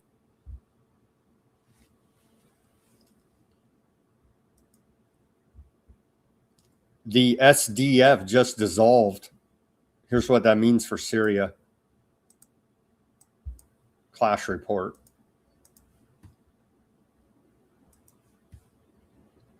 This is Clash Report reporting from Al Ashrafiyya neighborhood of Aleppo. Yesterday, the commander of SDF, Mazlum Abdi, just announced the dissolution of the forces, and we are on the ground a day after that historical announcement.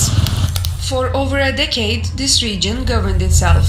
Its own schools, its own courts, its own military. A state within a state. Then Assad fell in December 2024. 50 years of family rule gone in 11 days. A new government formed under Ahmed al-Shara. January this year, Damascus launches an offensive on the SDF. 80% of their territory gone in 2 weeks. Raqqa, Deir ez-Zor handed over. Arab units inside the SDF defects. What's left is 3 pockets along the Turkish border. Hasaka, Kamishli and Kobani. So this week, SDF commander Mazlum Abdi walks into the presidential palace in Damascus and announces that the SDF is dissolved. 12,000 fighters absorbed into the Syrian army. Former SDF commanders now lead government brigades. Kurdish recognized as an official national language. One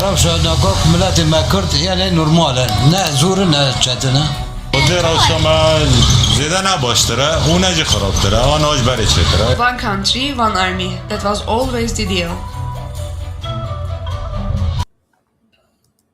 They're consolidating forces there in Syria. Let's see what Turkey and Syria have to say about this latest attack by aardvarks. Butcher of Bosnia, Ratko Mladic, architect of the Serbian genocide, is dead today at the age of 83. He died in The Hague. He was convicted of genocide, crimes against humanity, and war crimes. So I'm sure he'll be burning in hell. Can we get an image? This dude. What the hell? This dude right here. I'm sure he's burning in hell. No longer with us at the age of 83. U.S. Southern Command says taking the fight to the areas that need it most. In Tumaco, Colombia, Southcom Commander General Francis Donovan and Minister of Defense George Eduardo Mora, and they list all these dudes. They say that troops who are combating and dismantling narco-terrorist networks in the Southern Pacific region, the America's Counter Cartel Coalition is taking concrete actions to defeat cartels and narco-terrorists that threaten safety and sovereignty across the Western Hemisphere. And here they are, consolidating drug operations.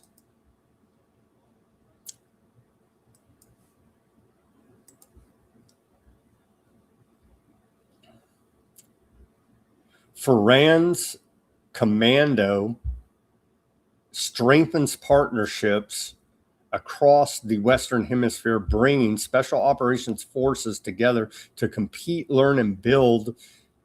Training and competition today strengthen our ability to confront shared challenges together. 17 nations won competition. Forenza's Commando 2026. Some more. There's constantly running drills, raids. Where basically there is a war going on in Mexico, Central and South America against these alleged cartels.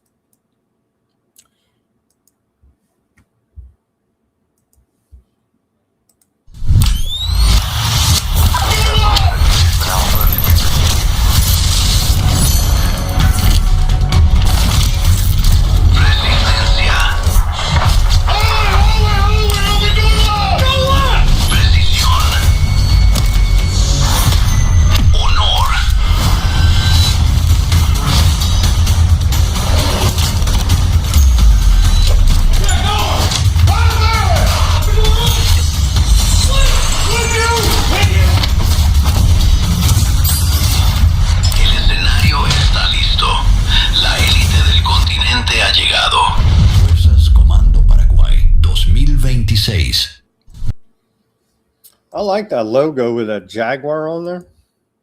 Let's see here. There you go. Paraguay 2026 Commando Games. Digging that jaguar. All right. So that's going on, ongoing. It's like very underreported, but you just go to U.S. Southern Command. You can see There's a giant drug war going on. Let's see here. Department of War announced today, if our bases can't power themselves, our military can't project American power, Project Janus drops up to 20 micro reactors onto U.S. Army bases with a simple common sense rule: no energy delivered, no taxpayer dollars paid.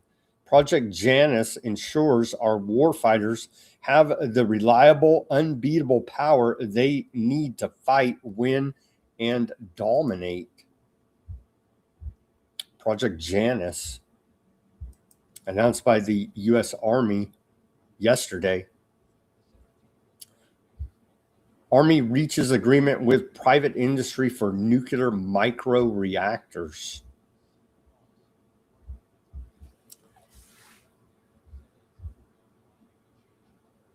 The Department of the Army is announcing today that the Janus program has selected 5 nuclear energy vendors for 5 initial locations in partnership with the Department of War Innovation Unit. The Army is awarding up to combined $2.2 billion to own, construct, and operate nuclear microreactors on military installations. These vendors will deliver safe, secure, and reliable nuclear power, strengthening the Army's ability to project power globally.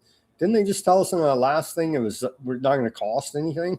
Anyhow, while supporting the revitalization of American industrial capacity and technological leadership, with the private sector funding expected along with these government dollars, the Army expects more than 20 total nuclear microreactors will be built and operated across the Department of War installations. And here are those 5 vendors. Antrace Nuclear, BWXT Advanced Technologies, General Atomics, Electromagnetic Systems, Radiant Industries Inc., and Westinghouse Government Services. That's a nice name to name your company, Westinghouse Government Services. Oh, man. But didn't they say,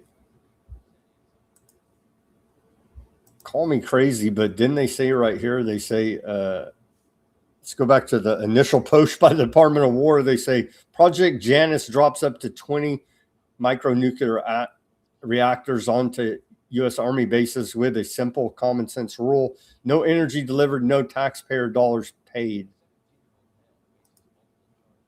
They're paying them $2.2 billion. That's right here.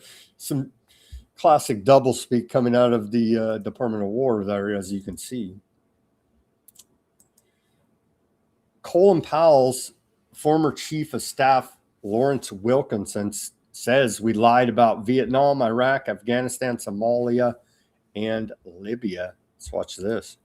Shocking admission. Not really. We know you're lying criminals, but let's hear it from the rat's mouth here. We lied about Vietnam.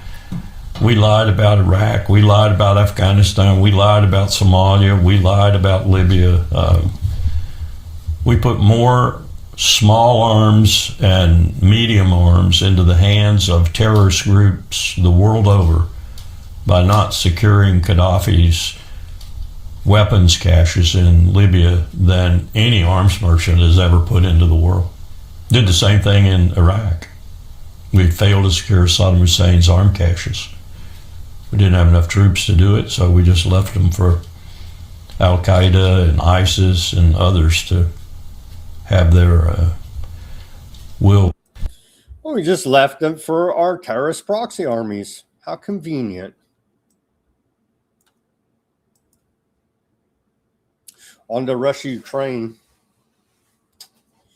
More about CIA Director Ratcliffe's trip there. This is a report out of the failing New York Times. They say Ratcliffe told Bortkinov, that's the equivalent, Russia equivalent to him, that Russia had gained only about 1% of Ukrainian territory in 18 months, that the life expectancy of a Russian soldier on the front lines is less than 35 minutes, and that Ukraine's, quote, mastery of drone technology is imposing unsustainable costs. He made no threats about consequences if Putin refuses to negotiate. Before the trip, Radcliffe assured Ukrainian counterparts he would explore Russian positions, not make concessions on their behalf. The visit contradicts Trump's own characterization of the trip as standard business with no message. The failing New York Times reports it was a difficult effort to bypass normal diplomatic channels, with officials hoping Putin, a former intelligence officer himself, would find a CIA director's assessment more credible than messages from envoys Witkoff and Kushner, whom Ukrainians view as too close to Moscow.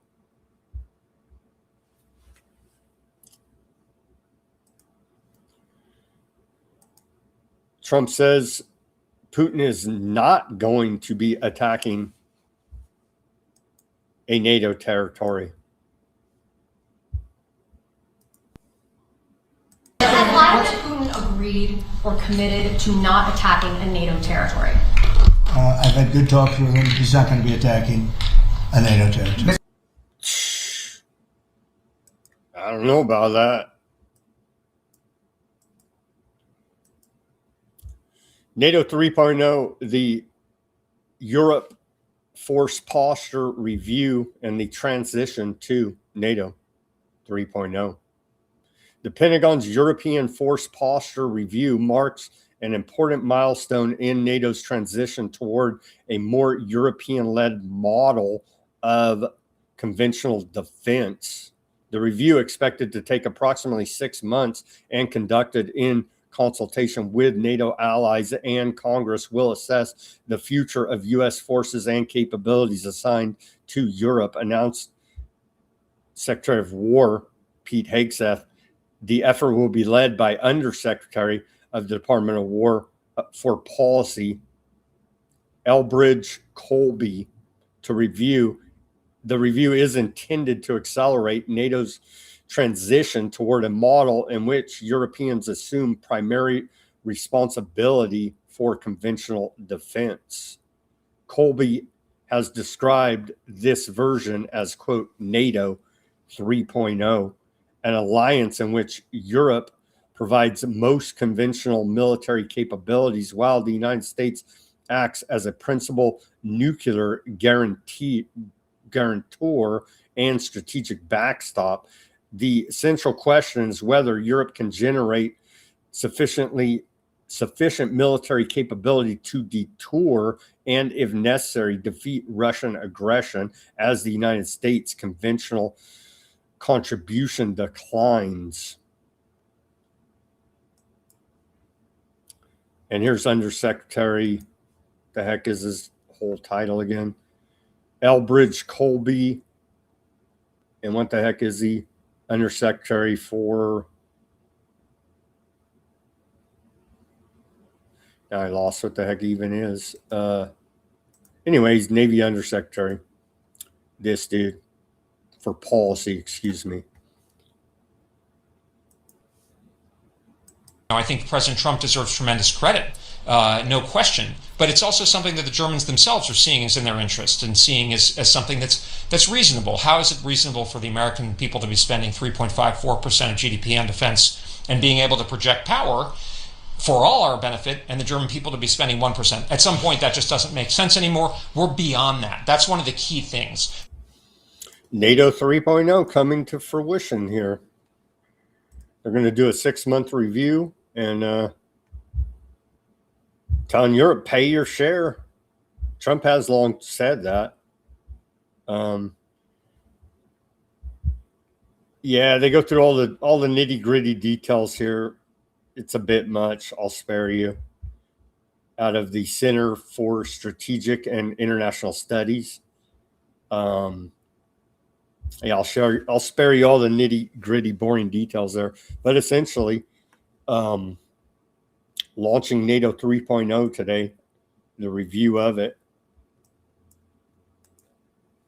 Here's Root, head of NATO.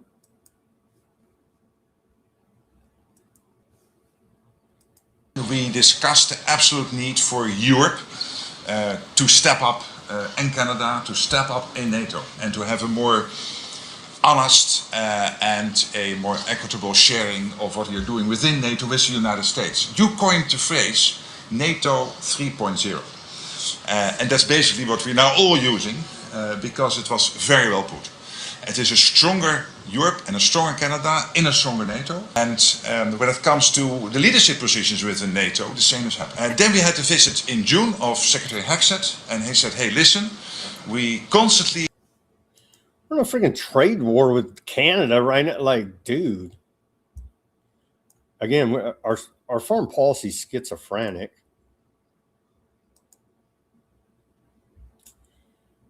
Here's old Colby. We really want to stress here, and again, thanks to President Trump, thanks to Secretary General Rutte, how extraordinary this progress has been, and then to build in this review, as the Secretary Hegseth has called it, the NATO 3.0 Rutte. That's how I'm going to pronounce it, Rutte.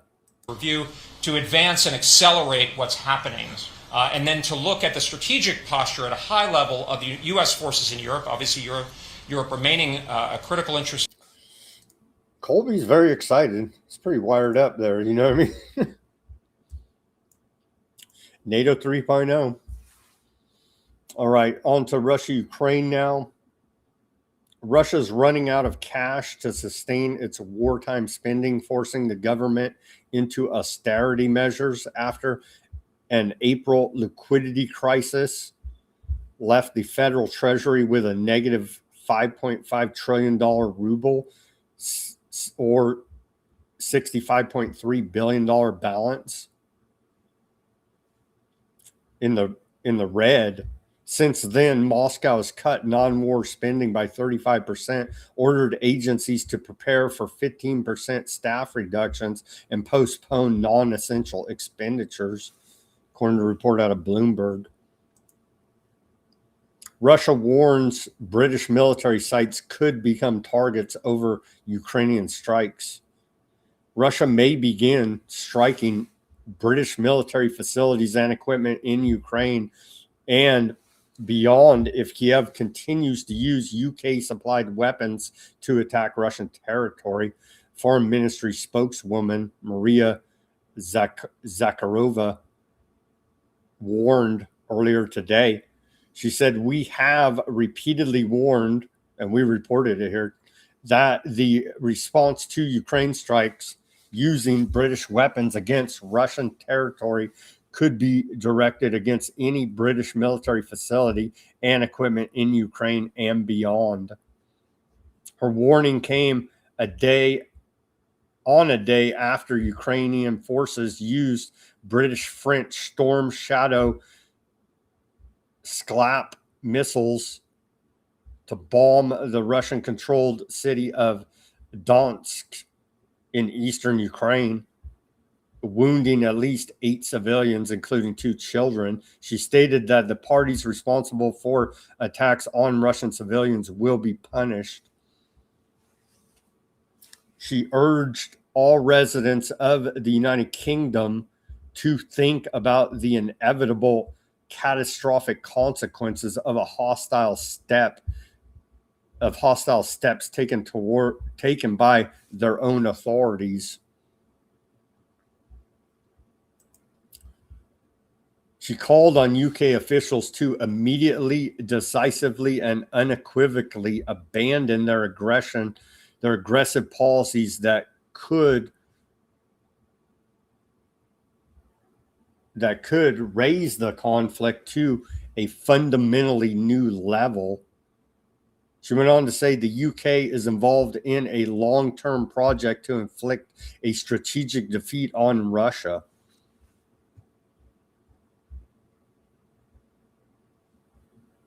Yeah. We'll see. Russia has been threatening this for a minute now, right? For about a month.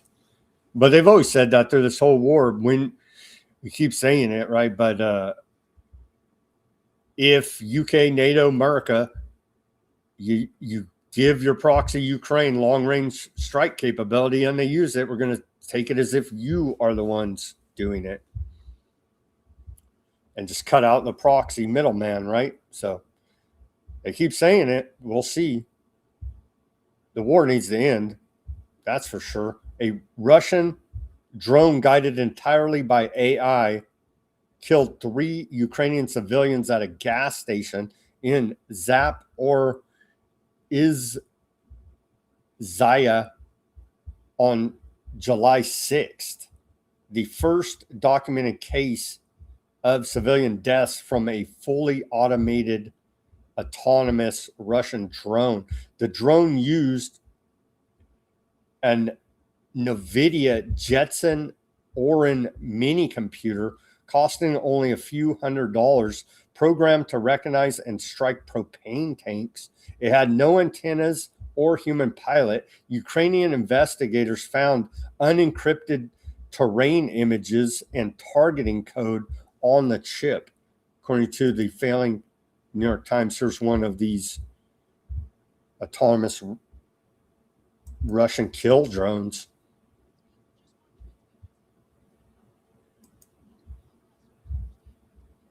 There's the alleged chip. Thanks a lot, NVIDIA. So now we've had 2 reports, one out of going from Ukraine to Russia, now Russia to Ukraine, that drones, AI autonomous drones, literally making their own decisions, have killed people on both sides of this war. We're getting close to Skynet here now. Striking images out of Ukraine. Russia's bombing the hell out of them. They've been bombing the hell out of Russia.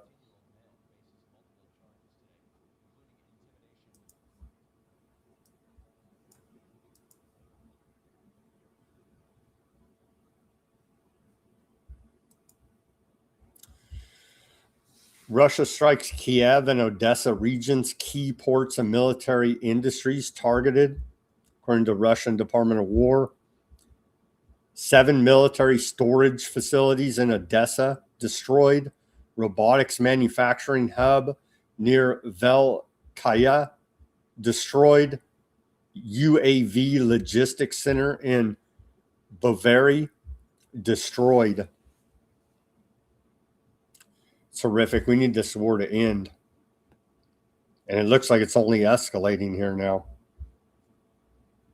with UK pumping long-range strikes against Russia.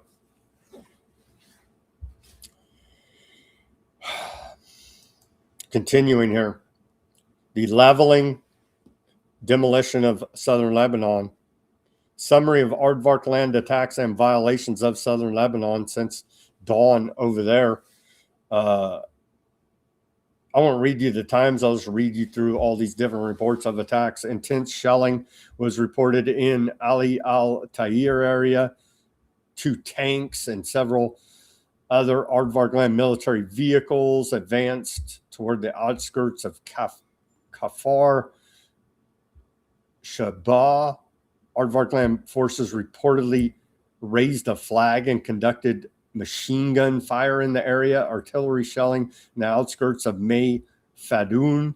Artillery shelling targeted Montessori, while aardvark land military vehicles carried out bulldozing operations in Montessori Bayat al-Said area. Artillery shelling targeted the Wandi al-Hujayr area. Artillery shelling targeted alongside machine gun fire on western outskirts of Mays al-Jabal. A fire broke out in the area between Kanin and Anita after an artillery shelling was fired toward the area. A drone dropped a sound bomb over Kfar Rumaim. Aardvark land forces, accompanied by tanks and military bulldozers, moved through the western outskirts of Mays al-Jabil. The movement coincided with artillery shelling targeting several homes, while Aardvark land forces set fire to houses and bulldozed agricultural tents. A truck carrying explosives also arrived in the area in preparation for a planned demolition, controlled demolition on the western outskirts of Mays al-Jabil. There's some images of all that action. Gee, my knees they're taking out the whole place, man. That's a report out of the Cradle. Jeez Louise, man.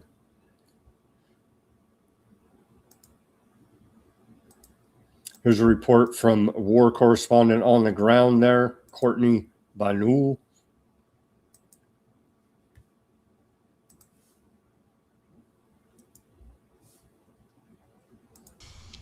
Hi, I'm reporting to you from the town of Kfar Shuba, which lies partially in the illegal Israeli occupation zone in southern Lebanon.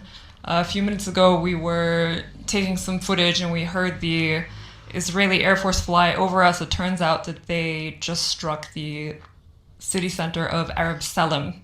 They were also here this morning. 2 Merkava tanks entered Kfar Shuba. There's the Air Force again.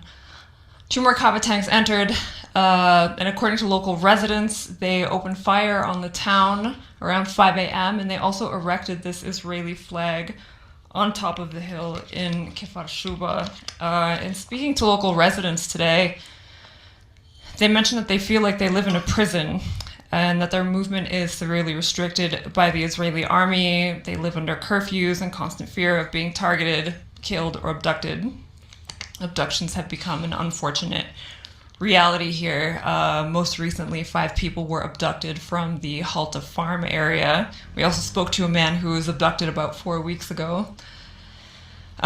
This area, the Kfar Shuba area, is home to vast agricultural lands, including approximately 80,000 olive trees. For the last 2 harvest seasons, farmers have been restricted from farming their own lands and forced to obtain permits from the Israeli army. I spoke earlier to the mayor of Kfar Shuba, and we talked about how the Israeli army is proposing to cut this area up into sections and permanently forcing Lebanese residents to apply to farm their own land, much like they do in the West Bank.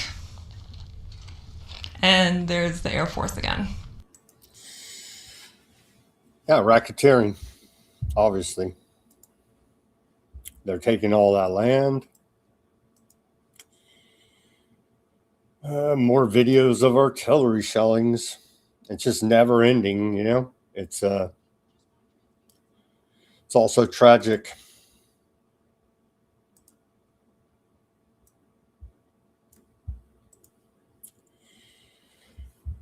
Man, more attacks here. Let's see. The Cradle, they say in just the past hour. So this is a big attack here. They say two airstrikes by, and this is, we'll say within the last 24 hours, but all these attacks within an hour time frame. 2 airstrikes by warplanes on Arab Salim. 1 airstrike by warplanes on Nabatha al-Faqwa.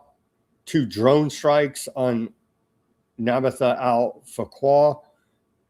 1 drone strike on Nabatha and Kfar Rumaim. 1 drone strike on Kfar Rumaim. Artillery shelling targeted Montessori. Artillery shelling targeting towns of Hadatha and Harris. Aardvark land warplanes killed Saja Sahara in Arab Salim 2 days after her wedding. And we have this tragic death here. 2 days after her wedding, they killed her. She's a Lebanese woman.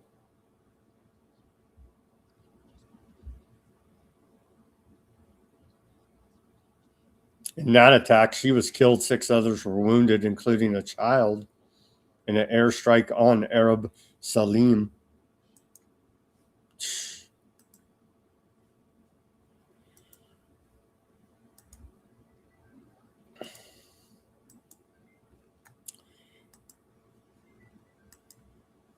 Here's that strike that killed her.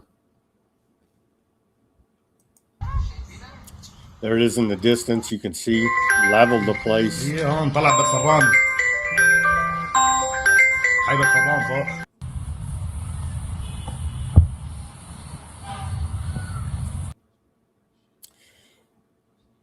And she's no longer with us.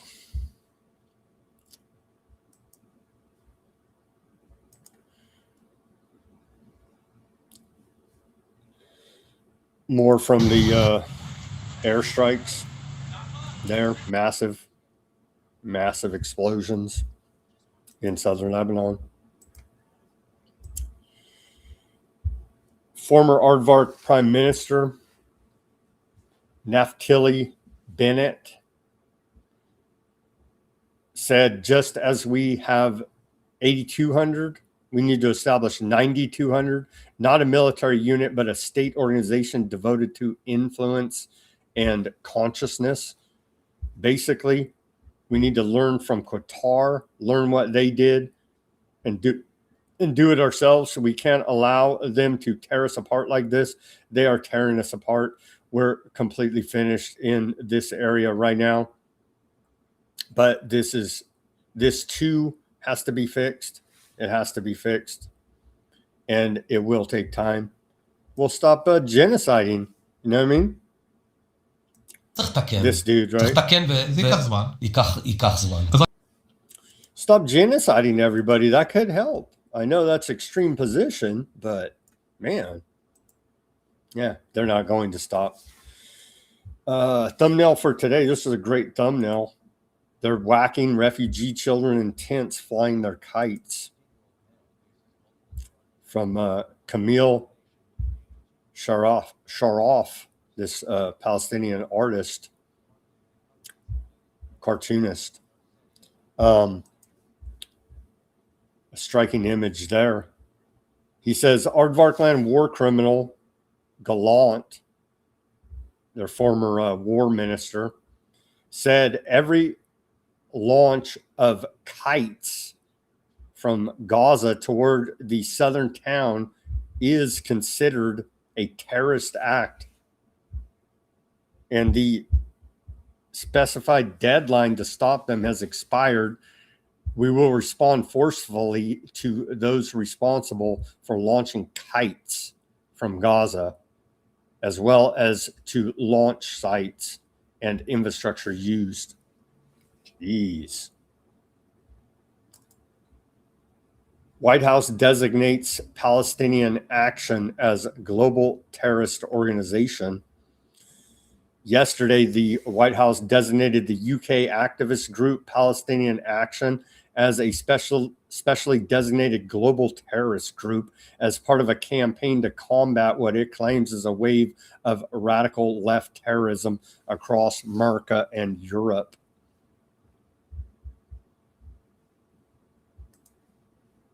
Aardvarkland continues to arm, train ISIS-linked gangs to serve as operational arm in Gaza.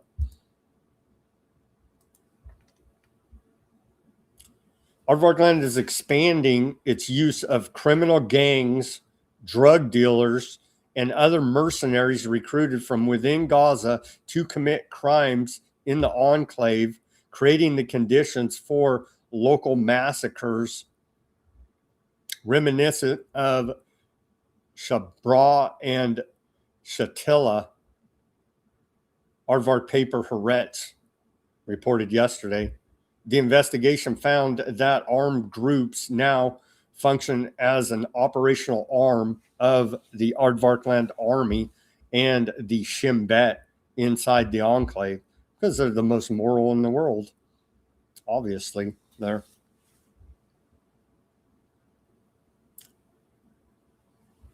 Aardvarkland, again, is employing criminal gangs, drug dealers, and mercenaries to destabilize Gaza from within if they haven't destabilized that enough. You see? The most moral army in the world, we're told, employing these tactics. Aardvarkland strikes kill at least 3 Palestinians in the Gaza Strip earlier today.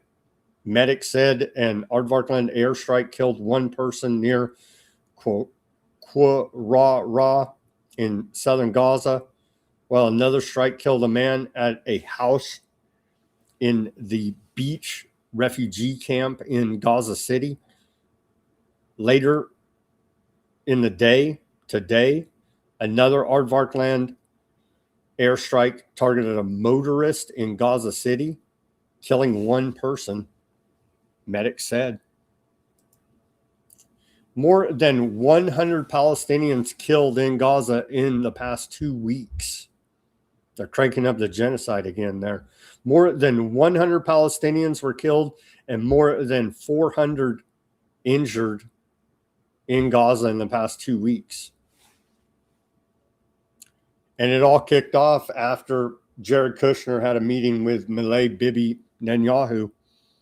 Board of peace, right? Board of genocide is what it actually is. He had that meeting, and then, as they do, they went on a big massacre spree. We're noticing a continuing trend. Every time any kind of ceasefire, peace deal, any even talks of it, they go out and do big massacres and half-time whack peace negotiators as well. Now they've moved on to just mass murdering civilians for the hell of it, women and children. Children flying kites, refugees living in tents.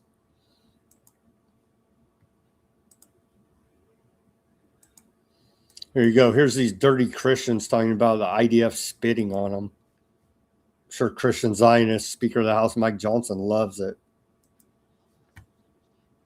Soldiers are spitting too. The soldier in uniform, and this is people in uniform spitting on you. Now, what shall I say?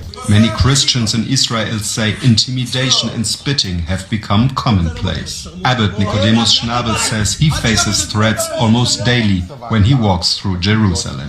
It's a young monk. They're really spitting on me in the nighttime, in dark alleys without eyewitnesses, because they know if I attack the monk, it's not accepted. Now it's during daylight, people around, and they don't care.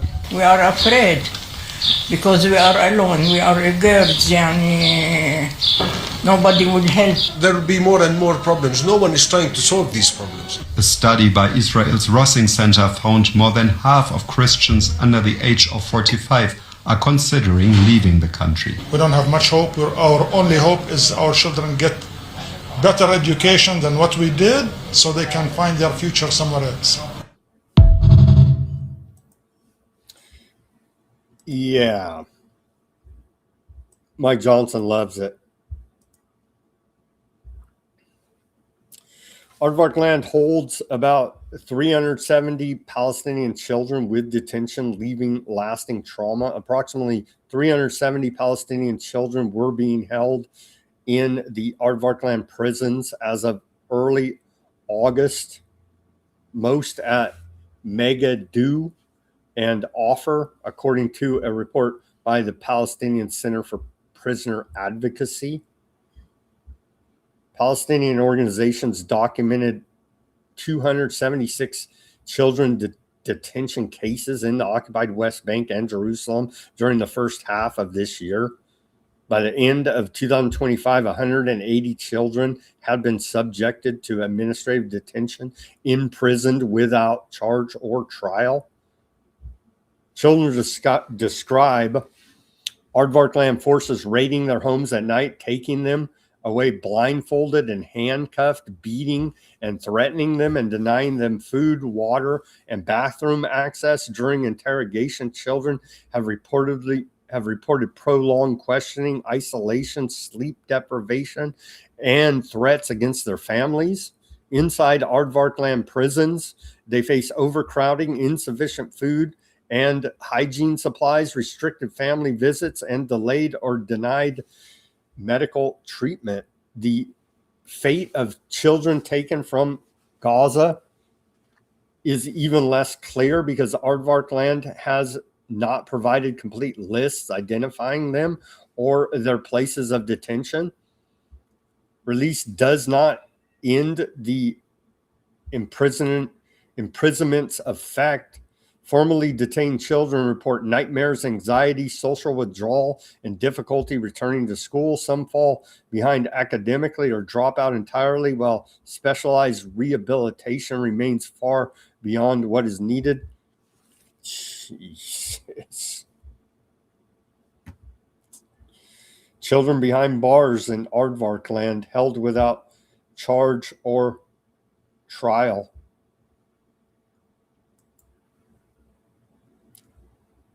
Aardvarkland will not allow tens of thousands of displaced West Bank Palestinians to return home, according to Times of Aardvarkland. Government tells High Court residents of Jenin, Turlakrim, Nur Shams refugee camps will not be allowed back after being displaced during 2025 counter-terror operation. And finally, Aardvarkland Finance Minister Smotrich says that if they win the elections, they will bring 1 million more Aardvarks to Negev and Galilee.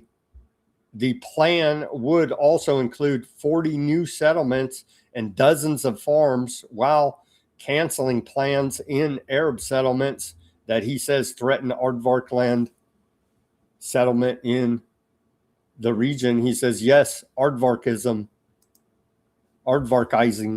You can read it right here. Here's his post. See it right there? Today, I present you the religious Zionist plan. Wowzers.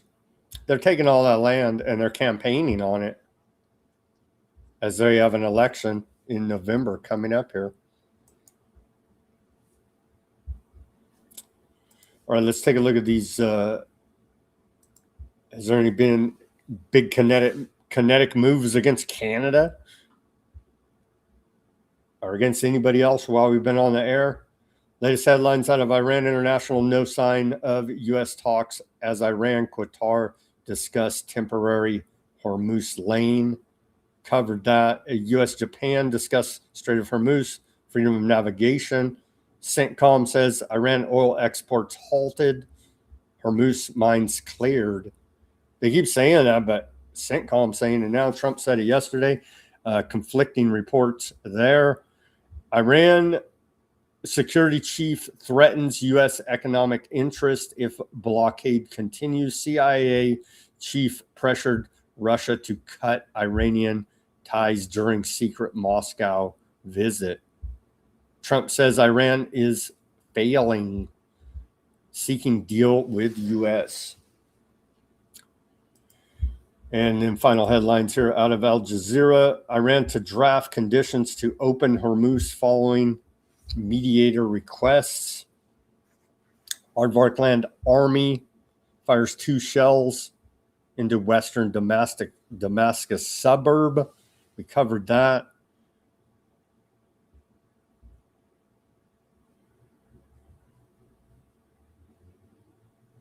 U.S. military says no Iranian port activity without approval since blockade renewal. That's all we got. Persian standoff there in the Strait of Hormuz. That's where we're at. on day 180 of the Iran war. Insanely enough, micro nuke reactors at army bases. We're going to have to follow the development of NATO 3.0. And as per usual, Aardvark land employing criminal gangs, drug dealers, and mercenaries. What else could you want out of your greatest ally, I ask?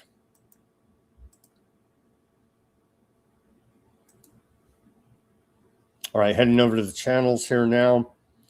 Let's head over to the Odysee channel.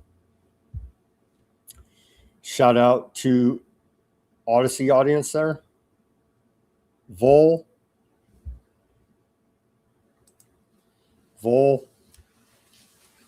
Fat Bob, John. Shout out to you guys. Bob, have you read The Great Taking? It describes how banking class plans to take everything when there is a liquidity crisis. We know they create the crisis. Yeah.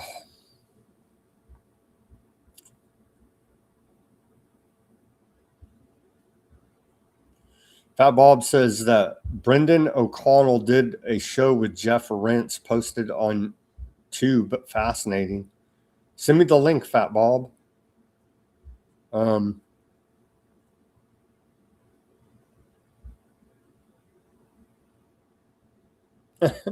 Axios is not fake news, Sam. Failing New York Times said so. Okay. They're not fake news, but they are propagandists for Aardvark land. That's for damn sure. I heard the Rentz interview with O'Connell. Gee, I hope he is right about us avoiding a depression. It seems unlikely.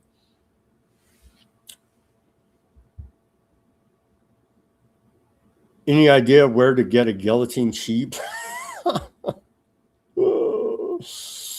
Apparently, you're not allowed to drive around with a guillotine in the back of your truck. The government feels threatened for some reason. I don't know why that would be. Shout out to Pink Vegas.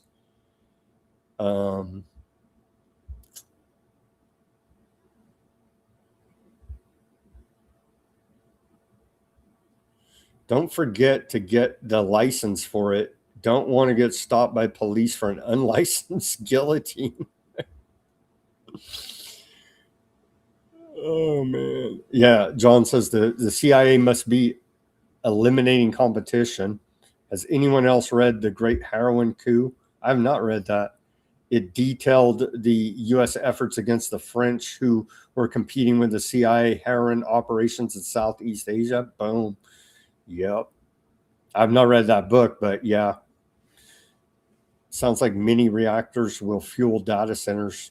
Maybe. Well, they will fuel the data centers on the military bases for sure. Is Colby any relation to former CIA William Colby? I don't know. I don't know there, John. Probably. Who knows? He acted hella wired up, though, at that NATO meeting, NATO 3.0 meeting. He was freaking, it's like, dude, calm down. Calm down. You got 6 months. All right, guys.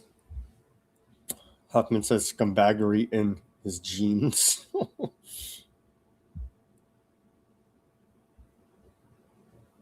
I guess he is related. Huffman says he's the grandson of William Colby. Yeah. There you go. All right, guys. Thank you for tuning in on Weaponized News and chatting it up over there. Appreciate it. Thank you, everybody, for tuning in on X, Bitchute, Substack, Facebook, Rumble, YouTube. I think that's everybody. Kick. Again, tomorrow I won't be here. Ruckus is going to be hosting the show solo, or maybe he'll bring on a guest. I don't know, but at least Ruckus will be hosting. And because I have to do something with my kids tomorrow night. So thankfully, Ruckus is going to fill in for me, and tune in to see Ruckus here tomorrow. as fill-in host to let everybody know. All right, over to these other. Let's head over to Rumble YouTube chats, and then we'll get out of here. Let's see, Griff. You look like Malfoy's father in Harry Potter. Okay.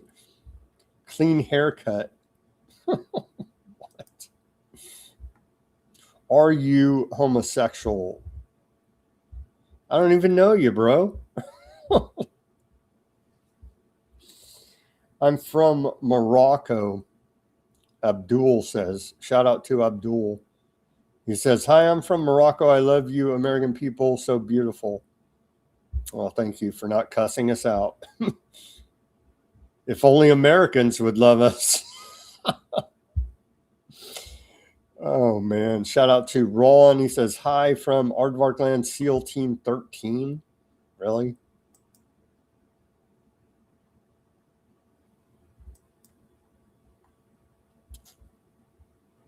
Shout out to Bardo. Smoke Tricks, yeah.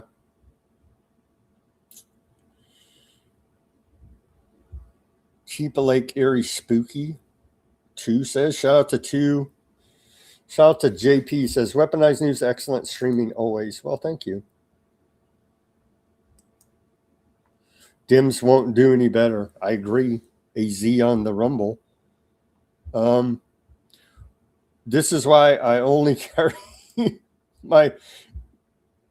this is why I only conceal carry my guillotine. Yeah, see? You got to consider these things nowadays. Gary on the YouTube says Trump sucks. Bovino deserves that and more. He literally behaved like a brown shirt, Hector says. He did. He did. He was trying to provocateur. He was very provocative, if you remember. He was provocateuring. It could have, all these operations could have went a lot smoother, but they were trying to provoke freaking violence to not have to actually carry out their duties of mass deportations. To look that way, right? Look that way, don't look at us not doing our job that we promised and you elected us to do. Look that way.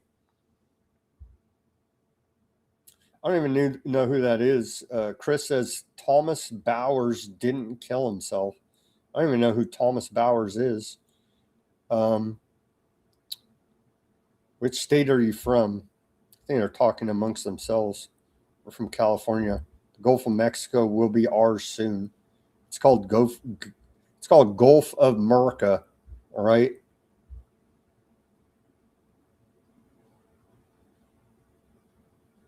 Shut your mouth, crazy gray-haired nutter.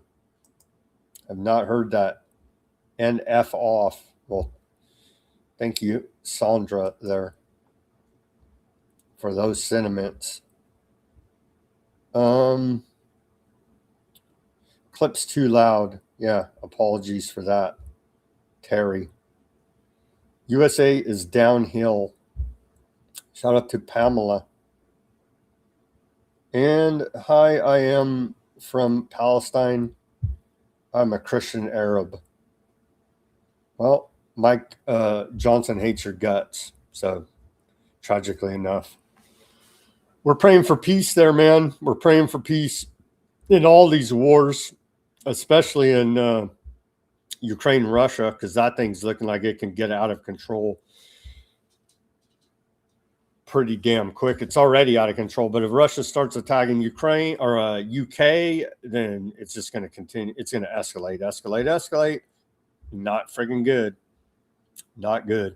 Let's pray for peace in all of these insane wars. They need to end. As always, everybody do your own research, peace, love, and freedom. Speak out and take action. Have a great rest of your Thursday evening. Again, a reminder, Ruckus will be hosting Weaponized News tomorrow, so be sure to tune in and see what he has to report to us about Weaponized News. All right, we appreciate that.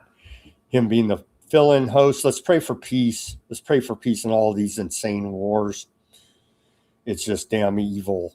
It's damn evil at this point. All right. As always, Have a great rest of your Thursday evening, and Ruckus will be